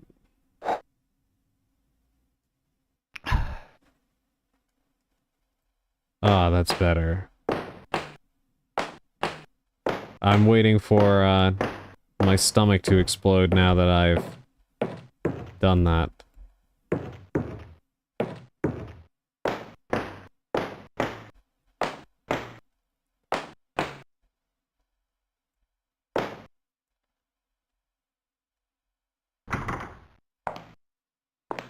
What?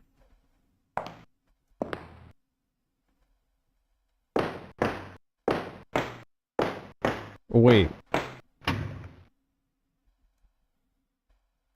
You know what? I'm not gonna question it.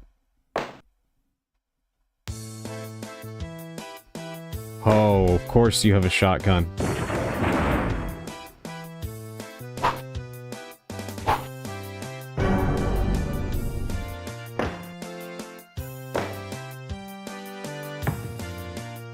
You know what? Hold on. Let me not go in there. Let's save. Let's save. I'm not gonna question it.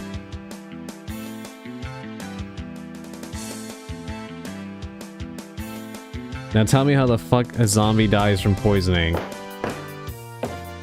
Sally? I don't know. I am very confused, but you know what? Whatever. Also, why would the chef tell me that? I mean, don't get me wrong, I guess I'm grateful, but it seems like such a weird thing to do. Let me tell you this before I start trying to, blow darts at you.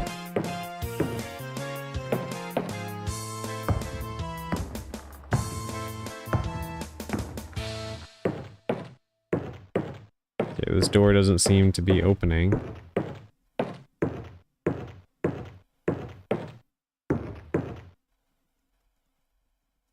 To put that away.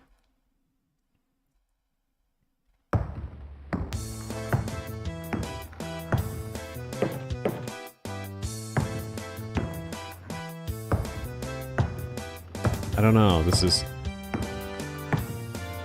You can throw all the books, by the way. Oh, like I can get rid of them.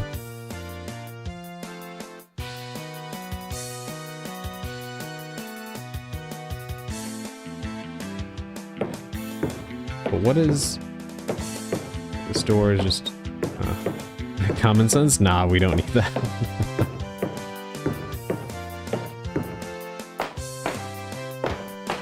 Yeah, I have no idea what they want me to do right now.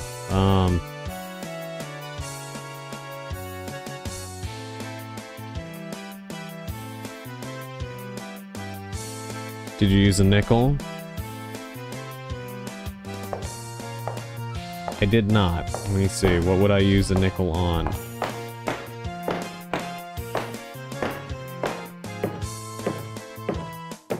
This thing here? Can't even tell what the hell this is supposed to be. An organ?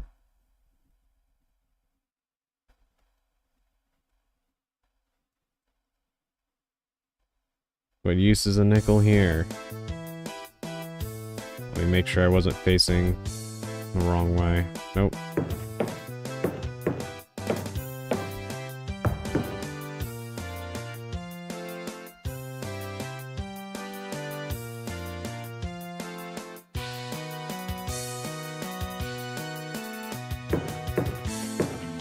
No? Okay.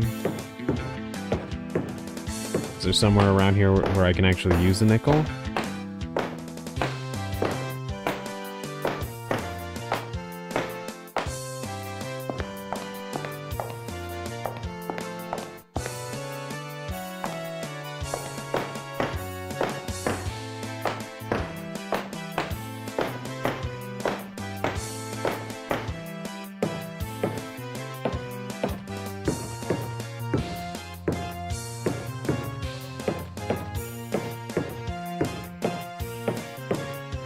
Not that I see.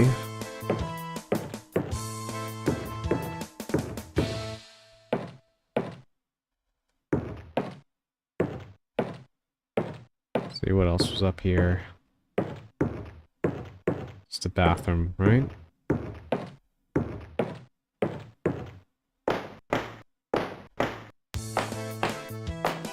Yeah.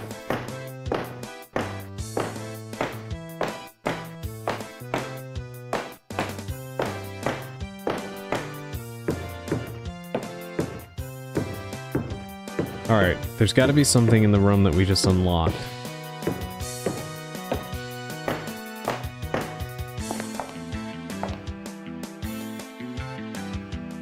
Hold on, I found some ground cinnamon. Are we thinking what I'm thinking? Oh, that's good.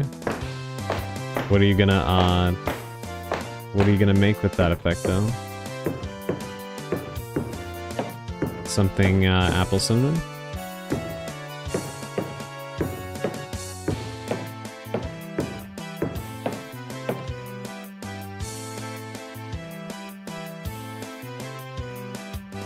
Don't know what to do. The door doesn't even react to me.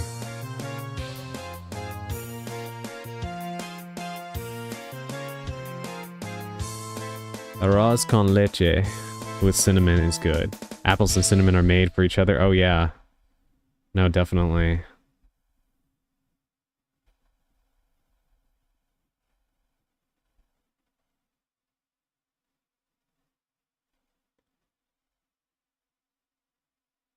I have no idea what I'm supposed to use.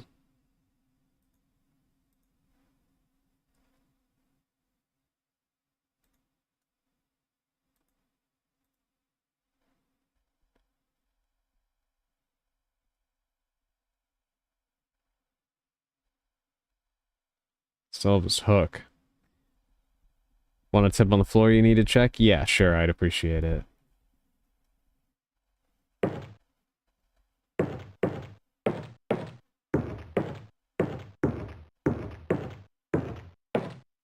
Basement?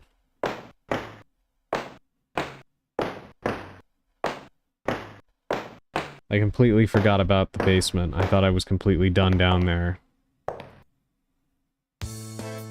I'm going to cube and cook the apples with a bit of cinnamon and sugar and make them taste like baked apples. That is a wonderful idea, Effecto. And once again, making the most of what you have.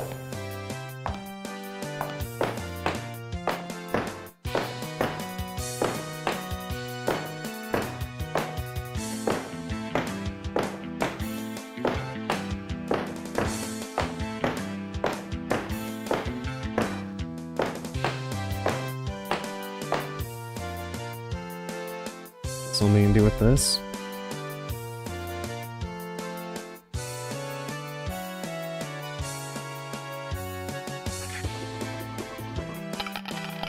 Hey, I've won 2 tokens. I didn't even realize. Okay. Thank you, Sally, but what even is that machine? Some flavor text would be nice. Okay, a golden token and a bronze token. For what purpose?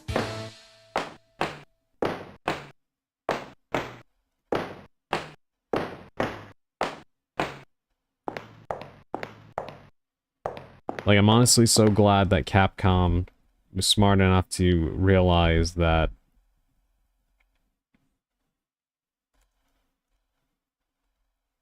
flavor text is quite helpful in identifying what things are.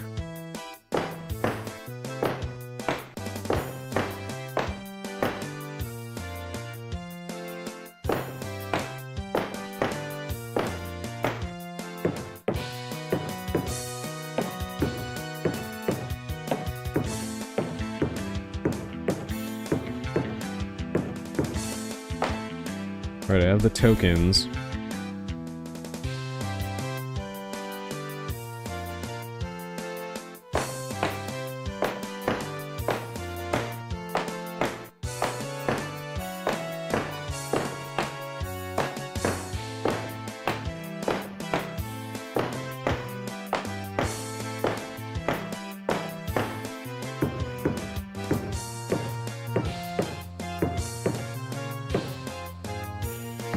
Alright, going in there is just gonna get me killed. What do I do with the tokens?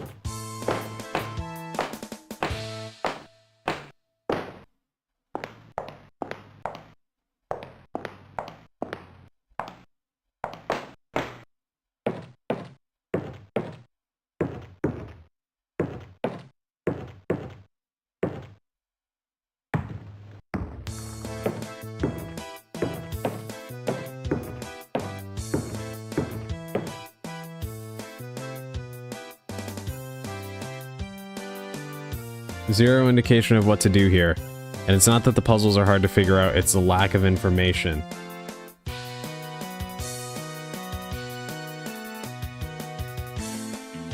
They just don't tell you, huh?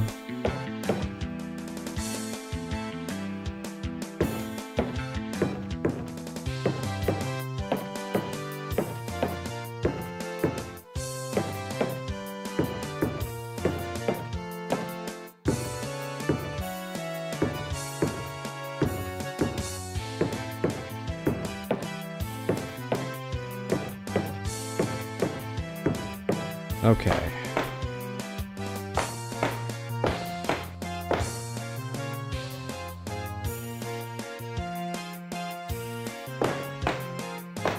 Zero indication indeed.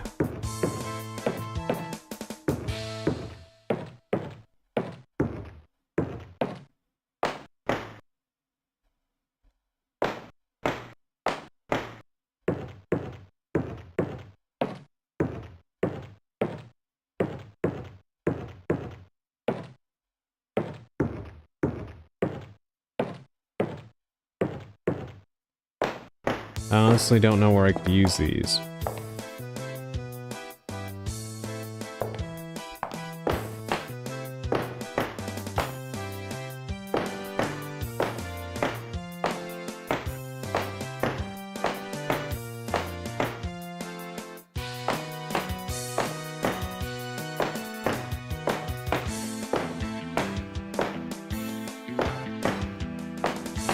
No clue.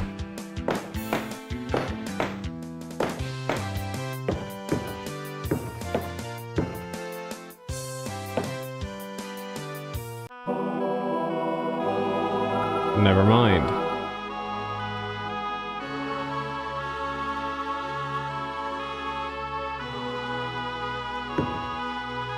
You find a doubloon.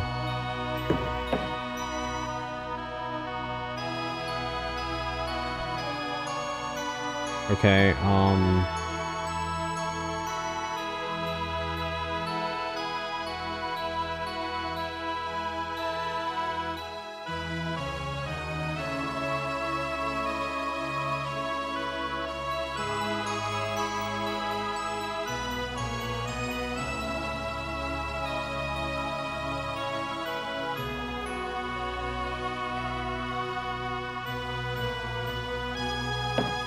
you're out of soft block territory, I think, so don't worry for now. It's a little relieving. That door still doesn't comply. I have no idea what this thing is.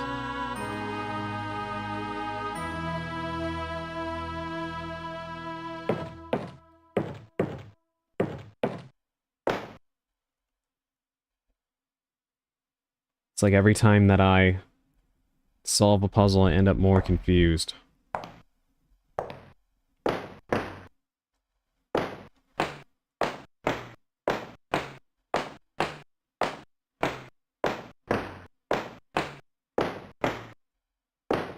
Just running into the wall.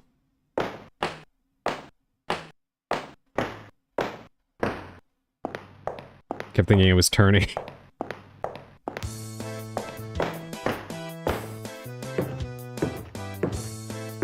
Alright, what can I do with... Remember you had 2 tokens, yeah.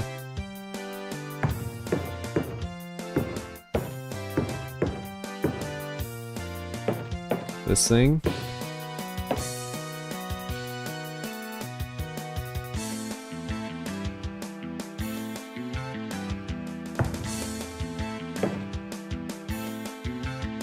I mean, I'll try that machine again.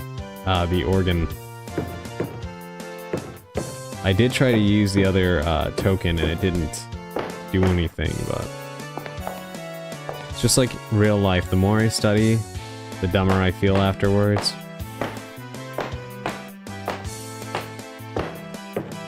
Normally, that's a good time to take a rest. Rest your brain and whatever you studied. Normally kinda work itself out. Okay, it was not. I guess I had to wait for the song to stop playing.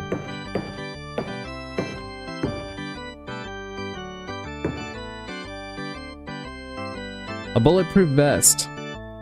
That would have come in handy when I was getting turned into Swiss cheese before. A little late for that now. But thanks, I guess.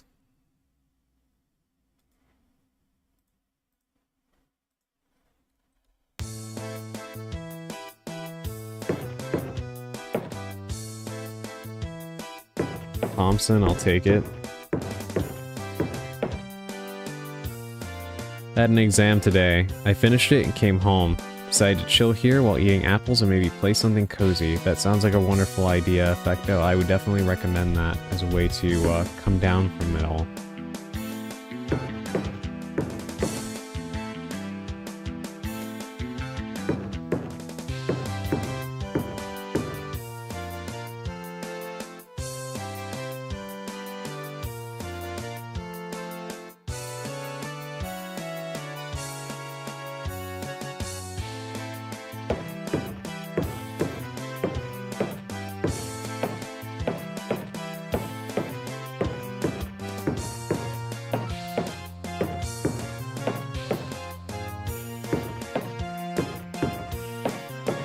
No more hidden secrets, I guess.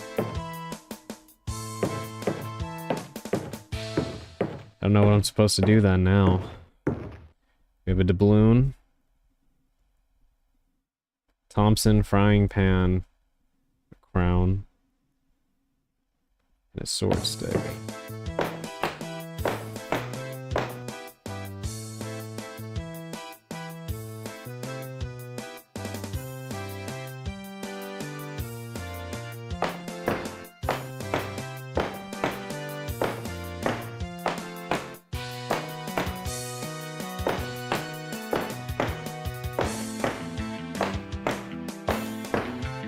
Alright, 1 second. My tiredness is starting to catch up with me, so I'm going to go ahead and just take a quick break, get up and walk around and stretch. I recommend all of you do the same if you feel like you could use it. And I'm going to try to see if I can will myself to play for another maybe 15 minutes or so. Thank you for the head pats, Naka, and thank you for the 55 stream streak. I appreciate the support immensely. Yeah. I shall go for a stretch. I will be right back. Well, I won't leave you all with this music, though.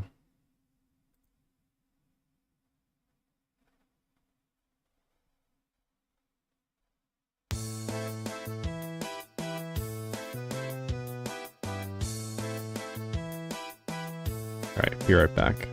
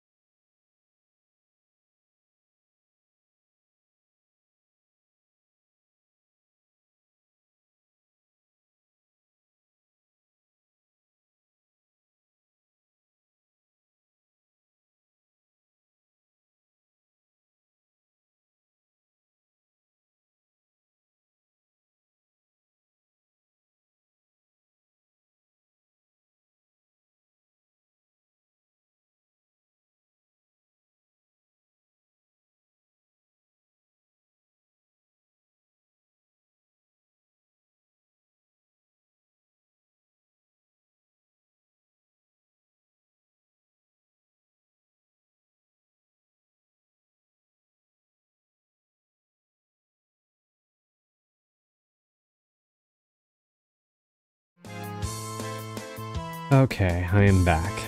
Thank you all for waiting. My apologies. I had to get up and walk around for a bit and pay a visit to Emerald. But yes, I am back. Alright. Thank you, Naka. Alright, how do I use what I have?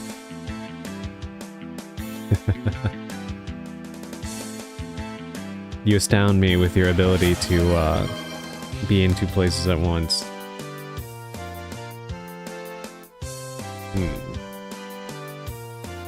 Alright, I have no idea where I'm supposed to use these things.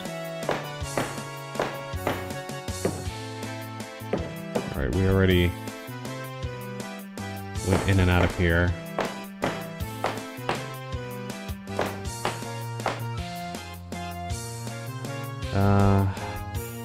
Let's revisit the basement in case I missed something.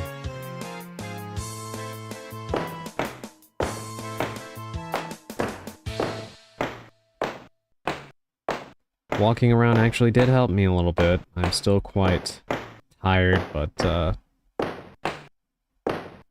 think I might have bought myself another 15 to 20 minutes. You find a book. What the hell? That was there the entire time?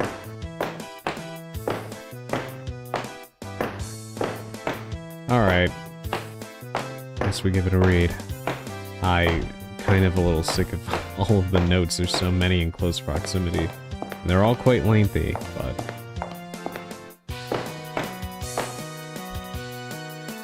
let's give it a read. With Q in hand, by the Honorable Senator Grant.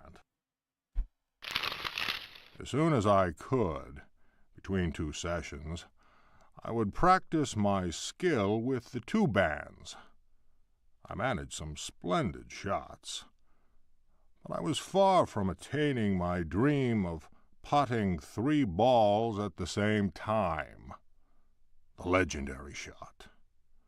I leave that to the expert players of Mandarin, the game of Chinese billiards, at which I have never been more than a bumbler. I have enough trouble shooting 2 consecutive doubles, as I did during a very long game with Elisha Comstock. You know, it doesn't help that this guy's voice is making me sleepy.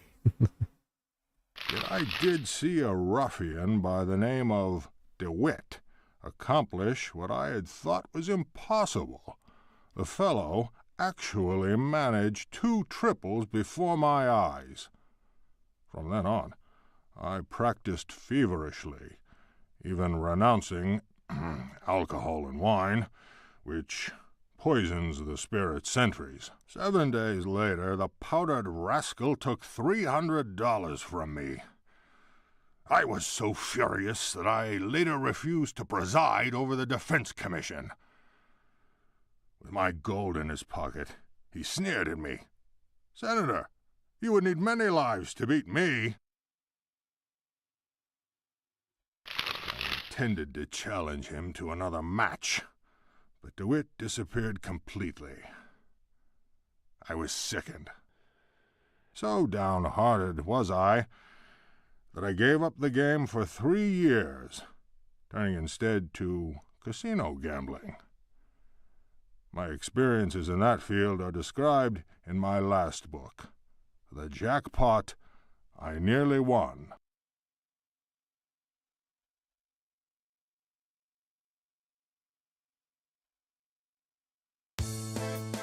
Okay.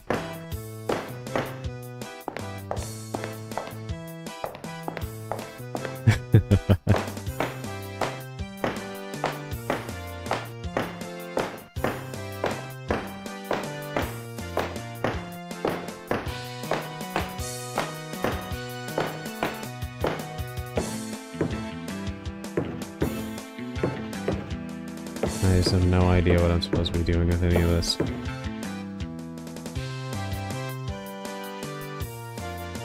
The billiards manual, that's what we just read.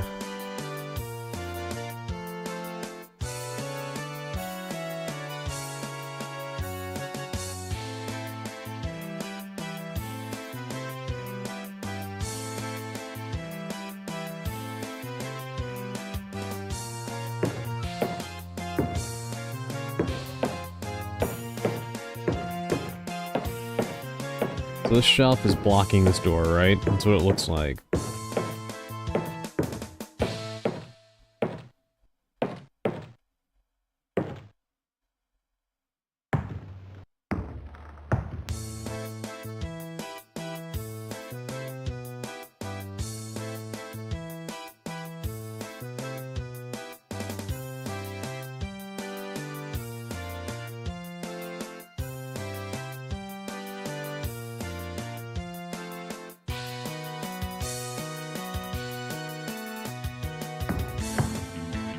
Sorry, I had to take a cold shower. No worries. I assume it's because it must be quite hot. Welcome back, Sally.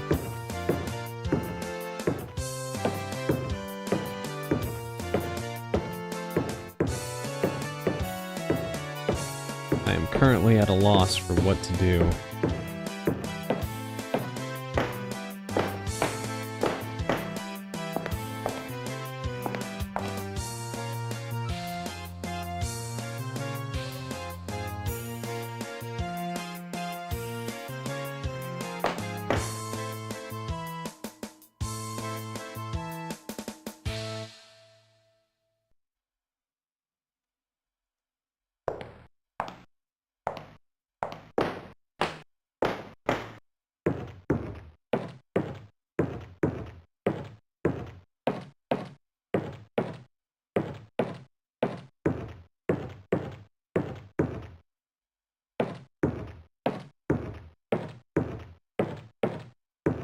It looks like there's something I could do with this.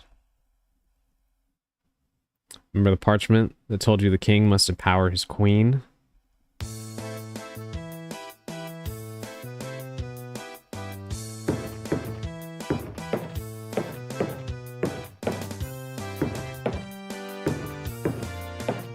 Here's a queen.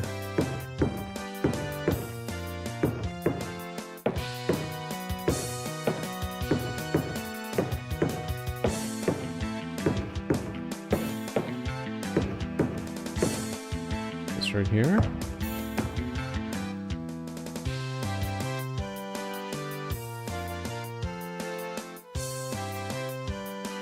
Okay, that actually did work.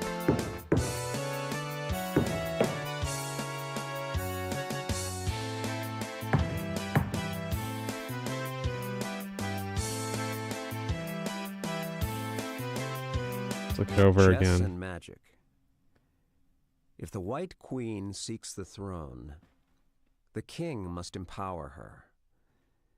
May the amulet laid in the center of the sign open the doorway to space. That is the key to the royal gambit. Translator's note. This Gaelic poem might have helped Crowley to defeat Tartakover, the man who fed the devil in the box with gold.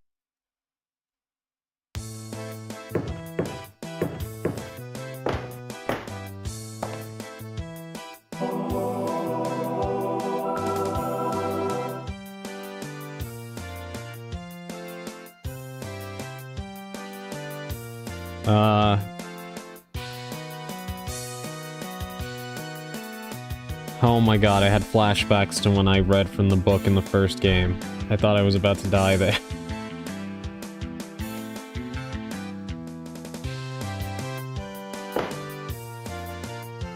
Found a message.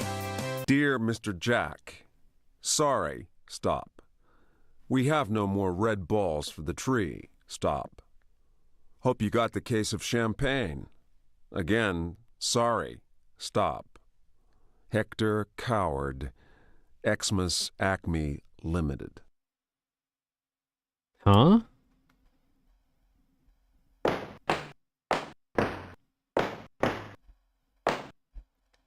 Oh, thank God, health.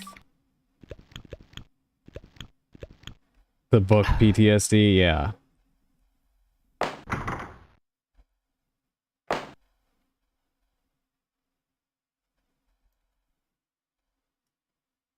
What was that note? I have no idea. Stay back. I have a frying pan. I'm not afraid to use it. Oh, shit.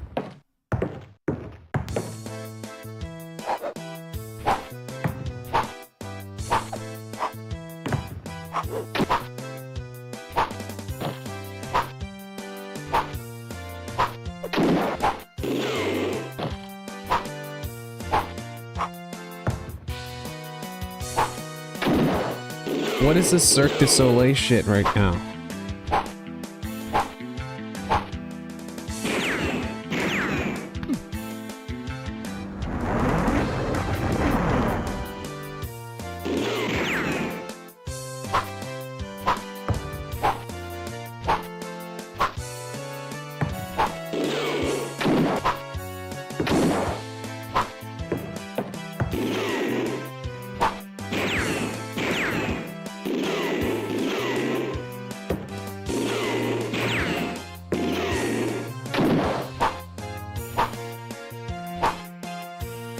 That trench coat is too much for you.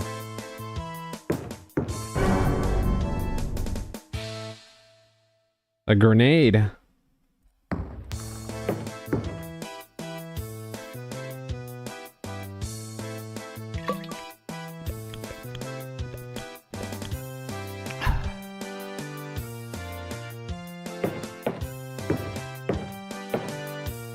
Tommy gun and a loading clip.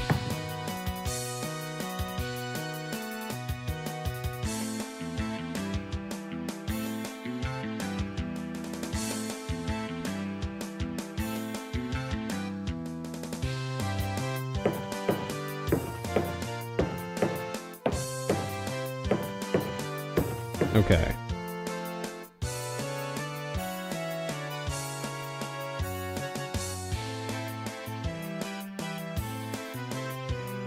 I do kind of wonder how Emerald would have felt about that incredible display of acrobatics.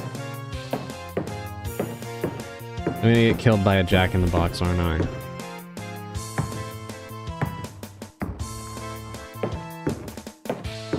Surprisingly not.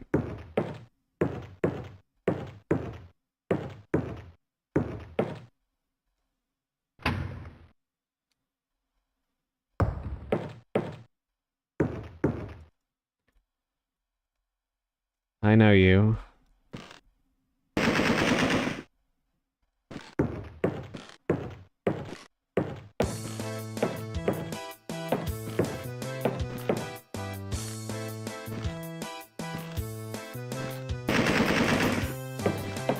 Alright, apparently guns don't work on you.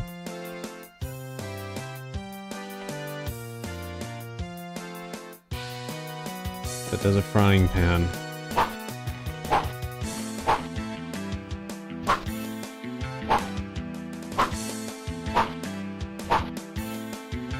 Apparently not. My stomach is full of cinnamon, apples, and so is my heart. I'm so happy to hear that. Oh my god. Oh dear lord. I'm so happy to hear that, Effecto. I have no idea what just happened to me.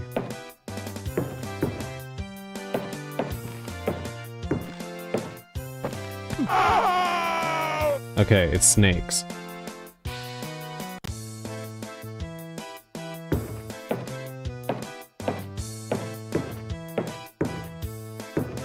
I'm gonna assume I have to do something to that Jack-in-the-Box to get this guy to go away. Maybe?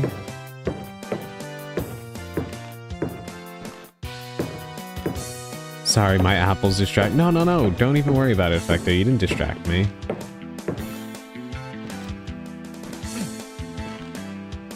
Maybe...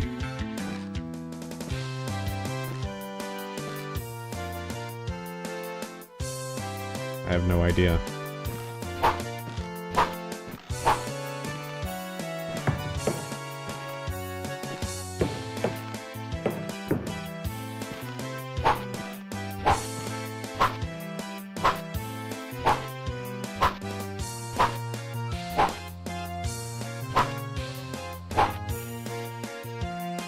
Am I taking damage from this? No, apparently not.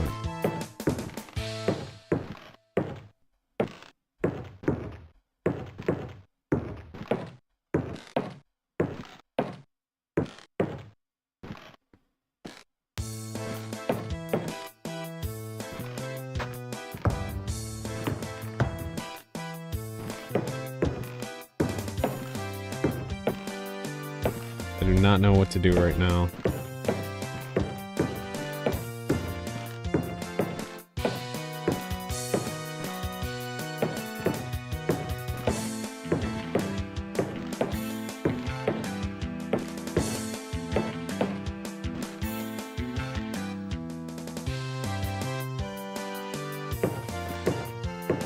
Alright, maybe the key.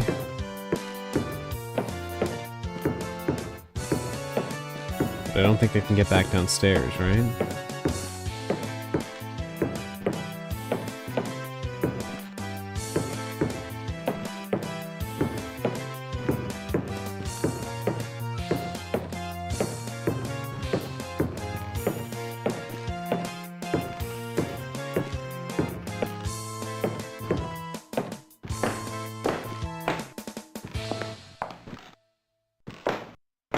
Yeah, that's not gonna work.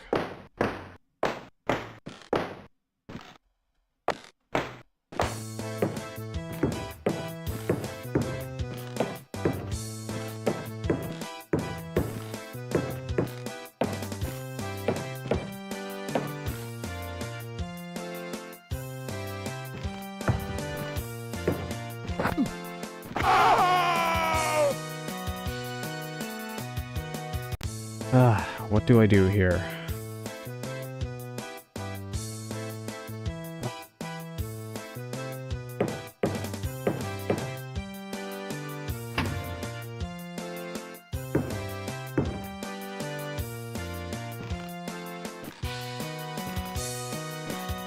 Wait, is the difficulty level high? I have no idea. I don't think so.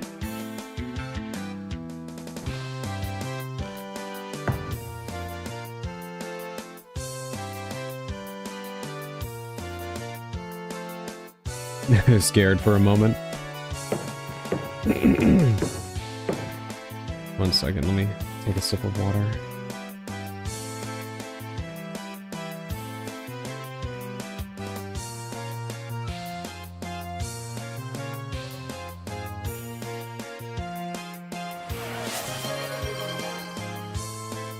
Thank you for the hydrate, Naka.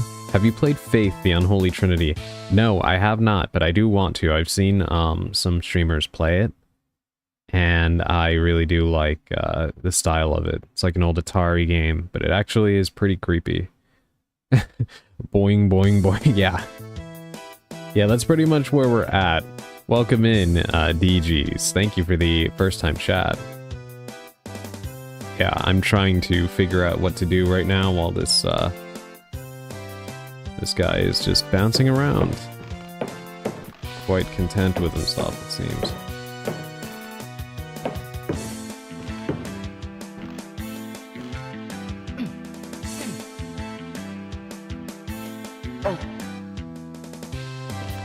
Alright. Alright, let me look around outside again. There's gotta be something I'm missing.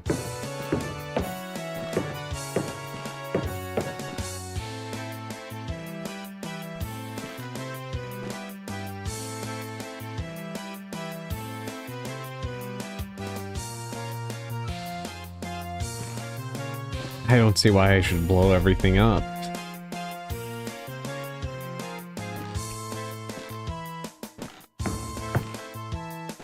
Wait, did that actually do something? The doubloon? Pon Pon.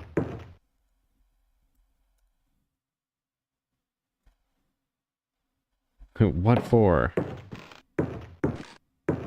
Christmas clown is stimming.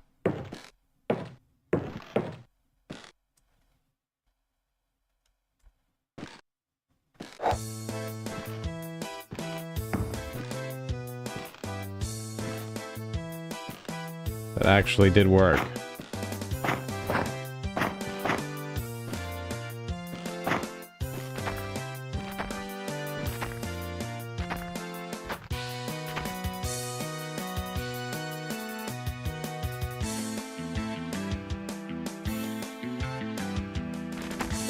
Oh, you've got to be kidding me.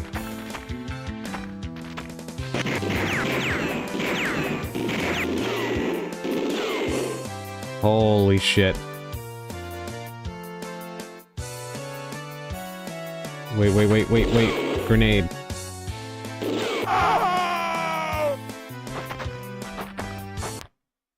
Why would they drop me right into a rum just to get blasted? Merry Christmas. Yeah.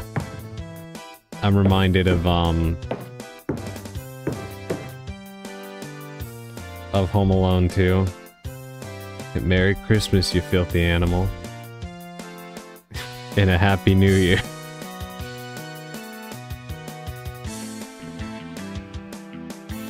Alright. Let me go ahead and throw this thing again.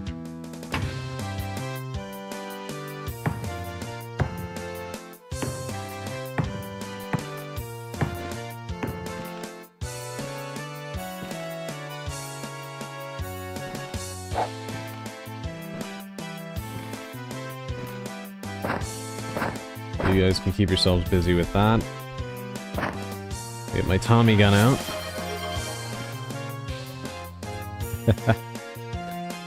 Thank you for the hydrate, Emerald.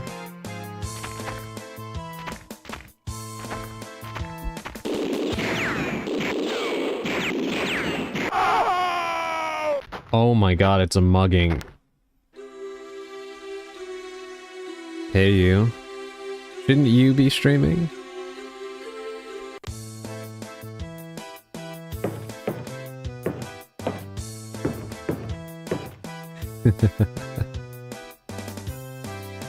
Why are there so many of them? You missed the Cirque du Soleil display. I think you would have gotten a kick out of it. I was getting my ass kicked by some guy doing circus maneuvers. I really don't know how to explain it other than that. While somebody was shooting at me with a shotgun. It was quite the display. There, I don't have to see it in the VOD, yeah. Bubble Blade, the acrobat, that's who that was? That was Bubble Blade? Okay, that explains a lot.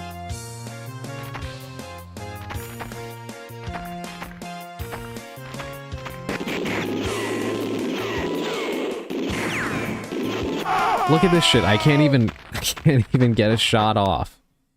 What the hell am I supposed to do here? I guess just run for it? Probably, right?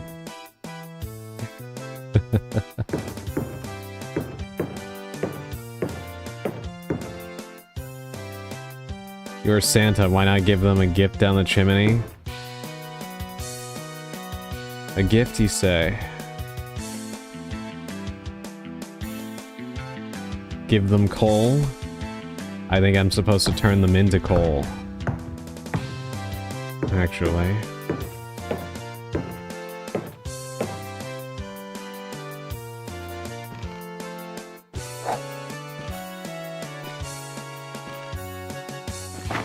I love how random it is that you're just supposed to throw away pom-pom to distract those things.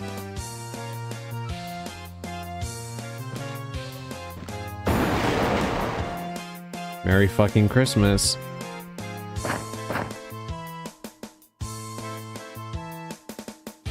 Alright, I should get back to my stream. Enjoy and good luck. Thank you so much for dropping by, Emerald. I appreciate it. Good luck with your stream as well. Wait a minute.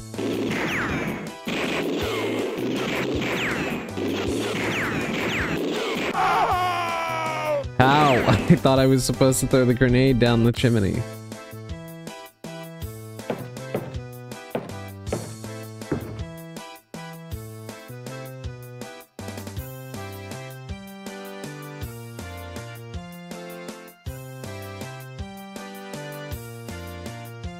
Hey, killed 3 guys, so it's not a bad trade.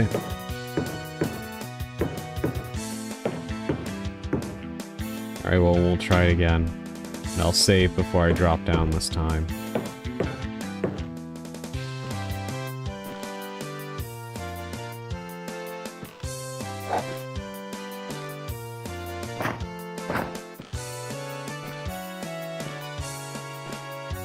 No, no, no, that's... Oh my god, I hate that. It's automatic. Let's just load. I don't need to see myself get lit up.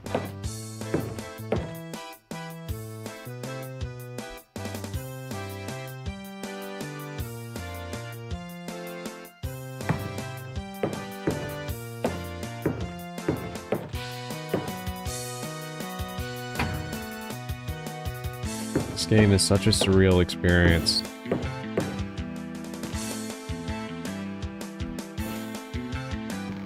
And seeing myself running around in a Santa costume doing all this is reminding me of the movie Silent Night, Deadly Night. If any of you have ever seen that.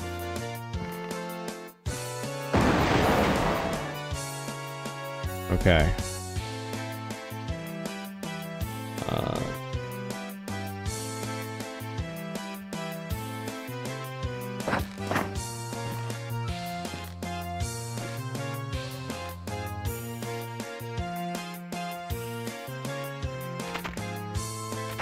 More like an exercise in frustration.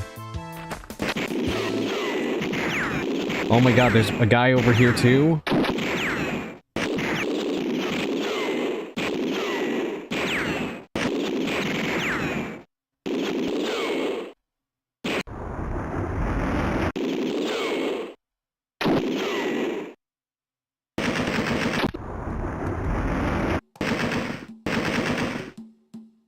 Oh my god, finally. What a shitty room. You find a billiard ball. Yes, I'll take it.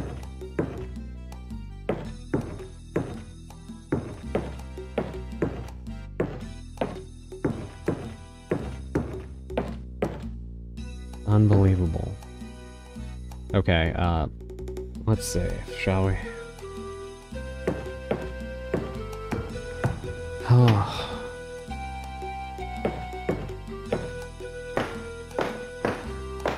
What is with all the useless bathrooms? Also, you know what? I was thinking about this. But you know what Edward Carnby looks like in this game? He looks like Clay Puppington, the father on that show Moral Oral. For those of you that have seen it, that's what he looks like.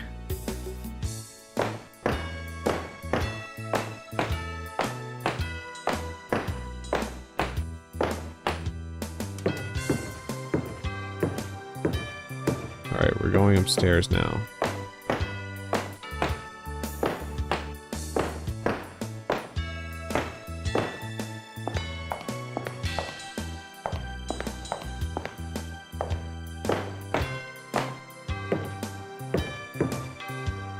Is that a Moral Oral reference I hear? Yes. You know it, Effecto? That is such a good show. It's a wrong billiard game. What are you talking about?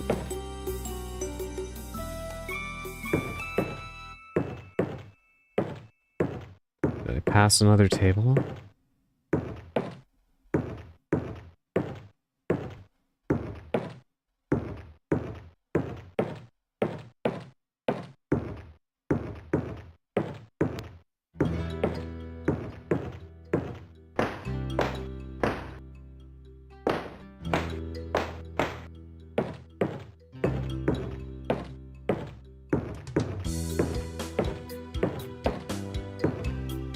For some weird reason, I use that show to practice how well I could understand English without subtitles. Really?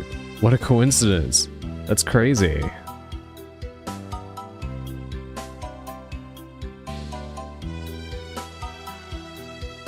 It was a bit bizarre because I wasn't understanding much.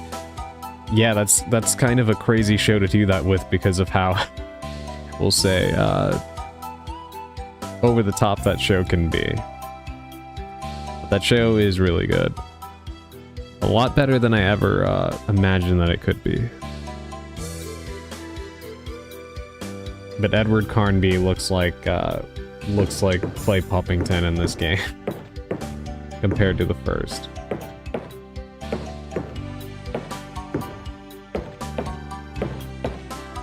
banger alert.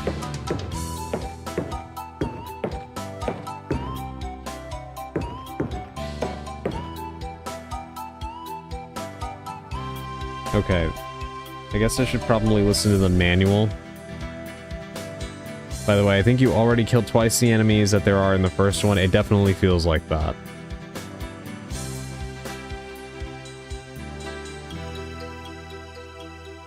What is with horror games doing this, right?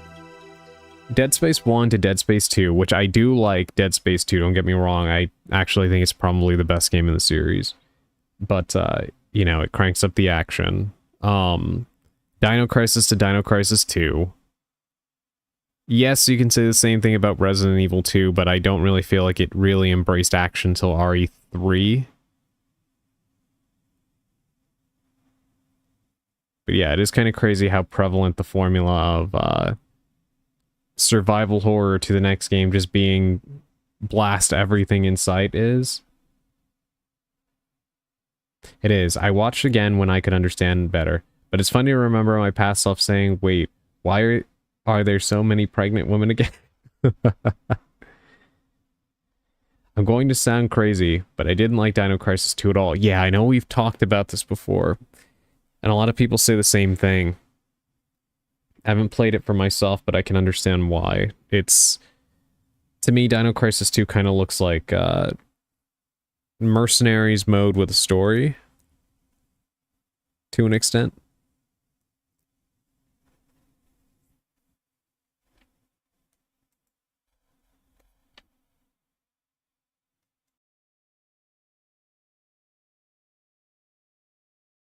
With Q in hand, by the Honorable Senator Grant. Alright, we listened to this already, but I need to look at it again, I presume.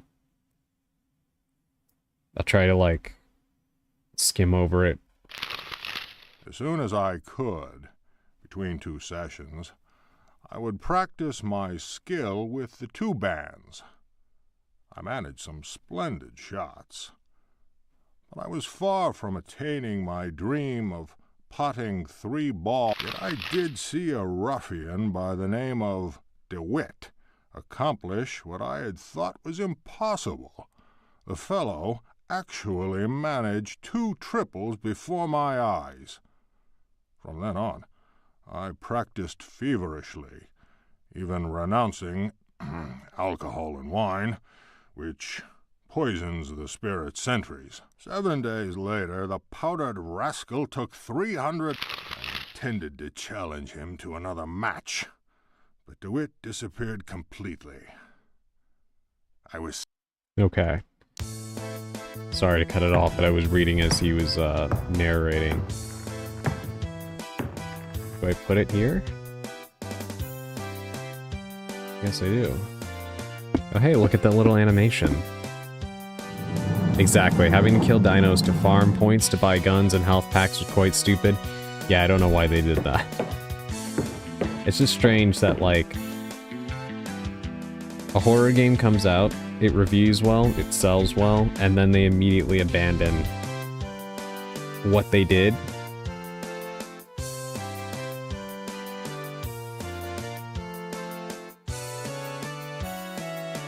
I'm thinking this guy just left his diary pages all during absence all over the place.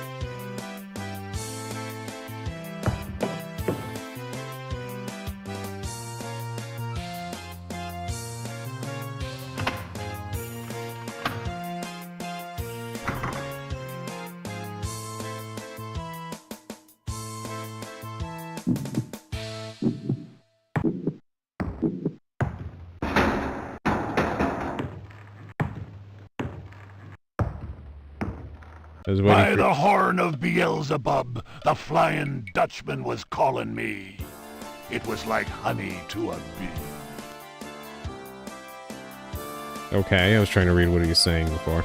The enemy wanted to put an end to it. Its cannons spouted death.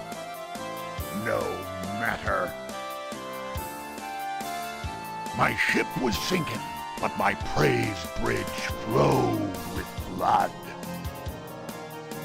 On this Xmas Eve of 1724, the cries of pain filled the air like the most glorious of hymns. The captain, one Nichols, told me to go to the devil.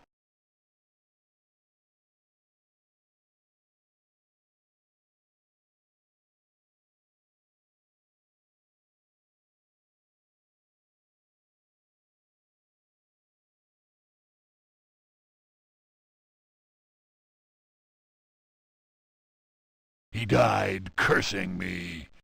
"You will die by my sword, Jack!" Ha ha! His sword remained stuck on the deck of his ship, the Flying Dutchman. My lieutenants greedily burst the locks of the hold. The crew seemed disappointed with the loot, but I knew we had taken the finest of all treasures. And in Elizabeth's eyes I could read our destiny, and death became an illusion. I signed the pact, and so did my men. The Dutchman was ours.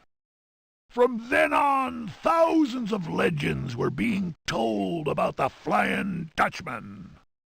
We hid here in 1824, but the cliff collapsed on our ship.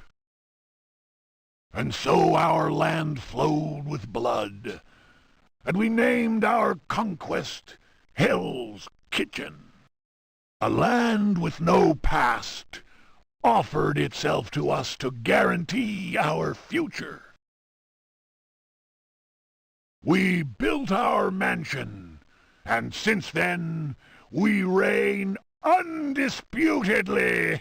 Ha ha ha ha!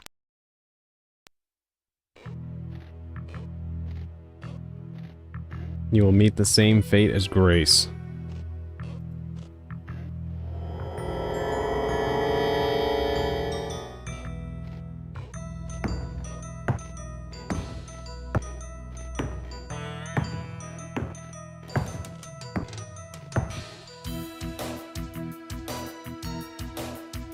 No thanks, bro.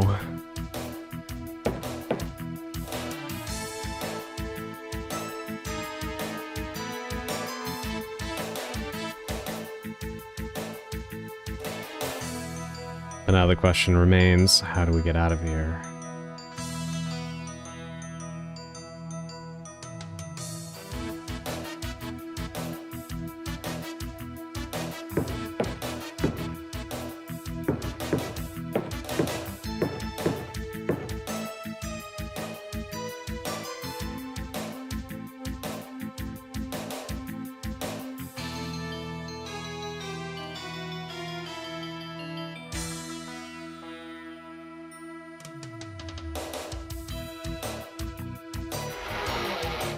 Okay, good to know that I'm not crazy for thinking that. Alright, let me make a save.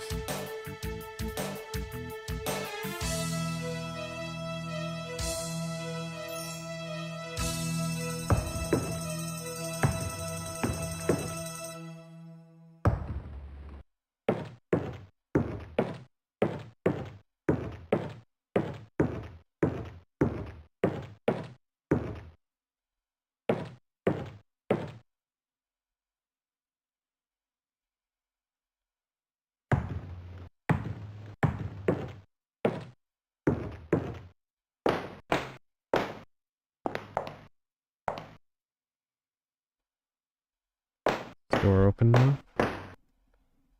No.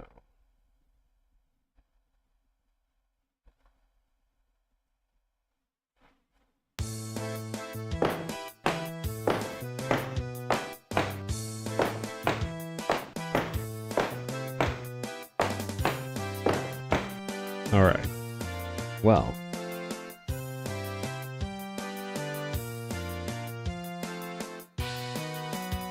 Let me see.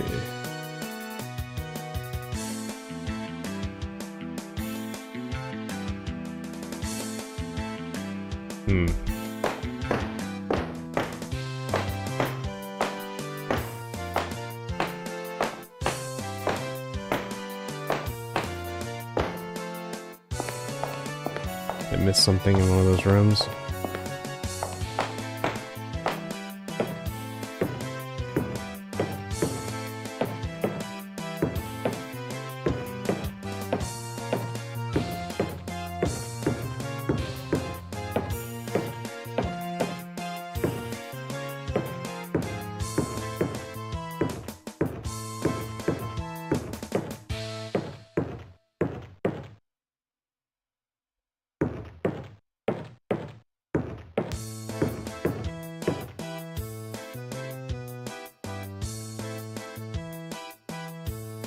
I honestly have no idea right now. I think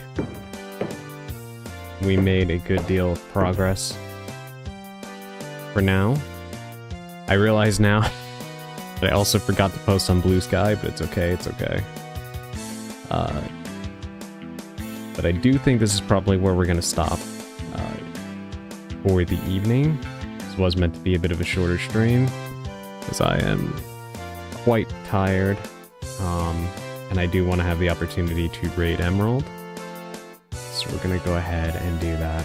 Oh god, did I return at the end? Oh, I'm sorry. Yes, indeed, Augustine, yeah. It's a little bit of a shorter stream than usual, because I did not sleep at all.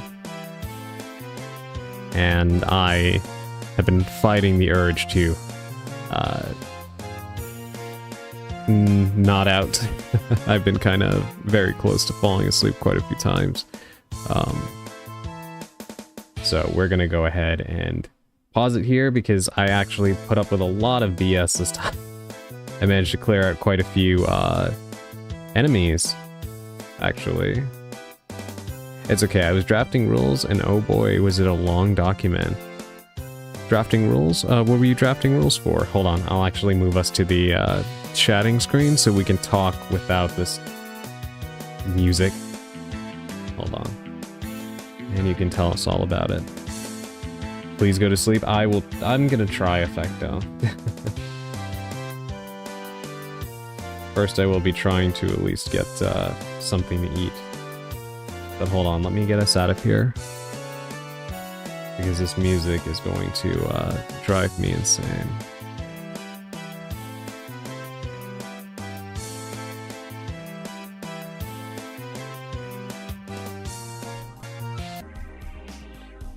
Okay, hold on. Let me close it on my end because I still hear the music.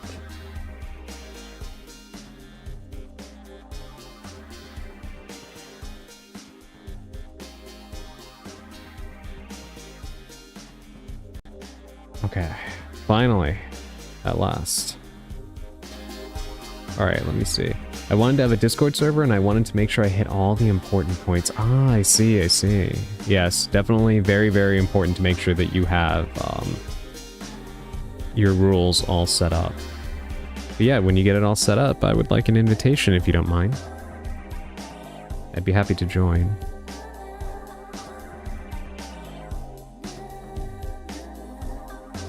Yeah, I'm sure you've got it all nice and set up.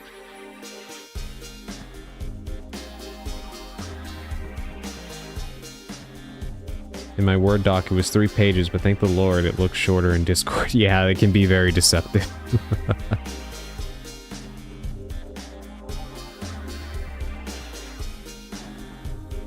Yeah, it can definitely be very deceptive. I've gone through that when I've made servers before.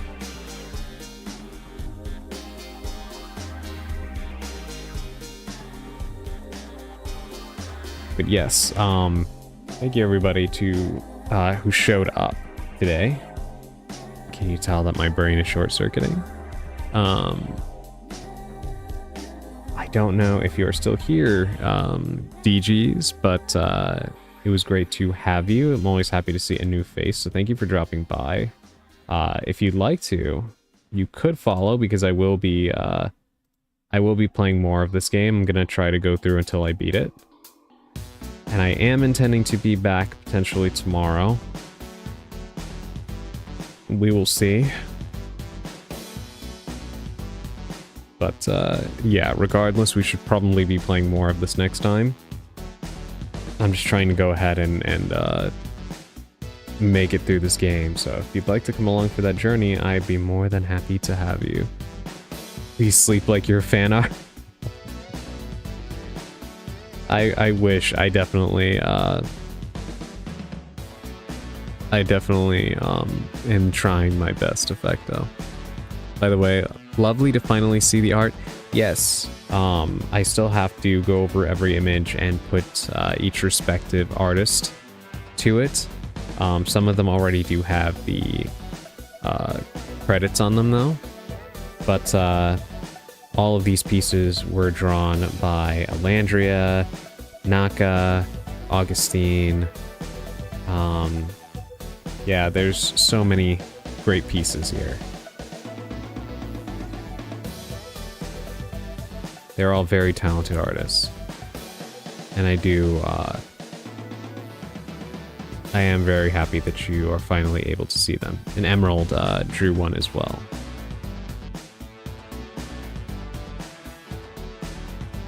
Did I eat today? I did. Nothing particularly substantial though, I admit. So I will be grabbing something to eat after I get offline. He needs the race car bed, yeah. I hope you all get apples in life too. I was actually supposed to talk with all of you about something, something I was thinking of doing for several purposes, but I'll probably save it till next time when I feel that I can share more of a coherent thought. It was a pretty exhausting day, so outside of being tired from not sleeping, I was also pretty busy, so I'm just like, I do not trust myself to be able to express myself as clearly as I want to, so I'll save it for next time. Gives us something to talk about. You're going to sleep. I'm gonna try my very best just for you, Effecto. Spell you later, yes indeed. So, I don't even really have to think about who we're going to raid into this time because it has already been decided. We will be raiding into none other than Hello Emerald. And she is currently playing Urban Myth Dissolution Center. So, you all know her already. Please do, please do say hi as we raid into her. And for those of you who don't know, our typical raid message is Hallie Raid, and you can throw in whatever emotes you want with that. Well, only one thing left to say before we leave then. Morning, sir. I'm telling you, there are certain games that just have enemies that are just hilarious. Just the things that come out of their mouths, and I seem to have been blessed with playing a lot of them lately, from Perfect Dark to Mouse PI and now this game. And I love every single second of it. But yes, anyway, that is enough out of me. Thank you all for being here. It's a pleasure as always. Please, if you haven't yet, get something to eat, get some sleep, and take care of yourselves. For those of you going through a bit of a rough time, I have faith that things will get better for you. So please hang in there. I will hopefully see you tomorrow, but as always, I will be keeping everything updated in the Discord server. So keep an eye on that, hopefully a little bit earlier than I was able to get to it today. I was just, again, pretty busy. But yes, I will be seeing all of you in the next one. Until then, stay spellbound.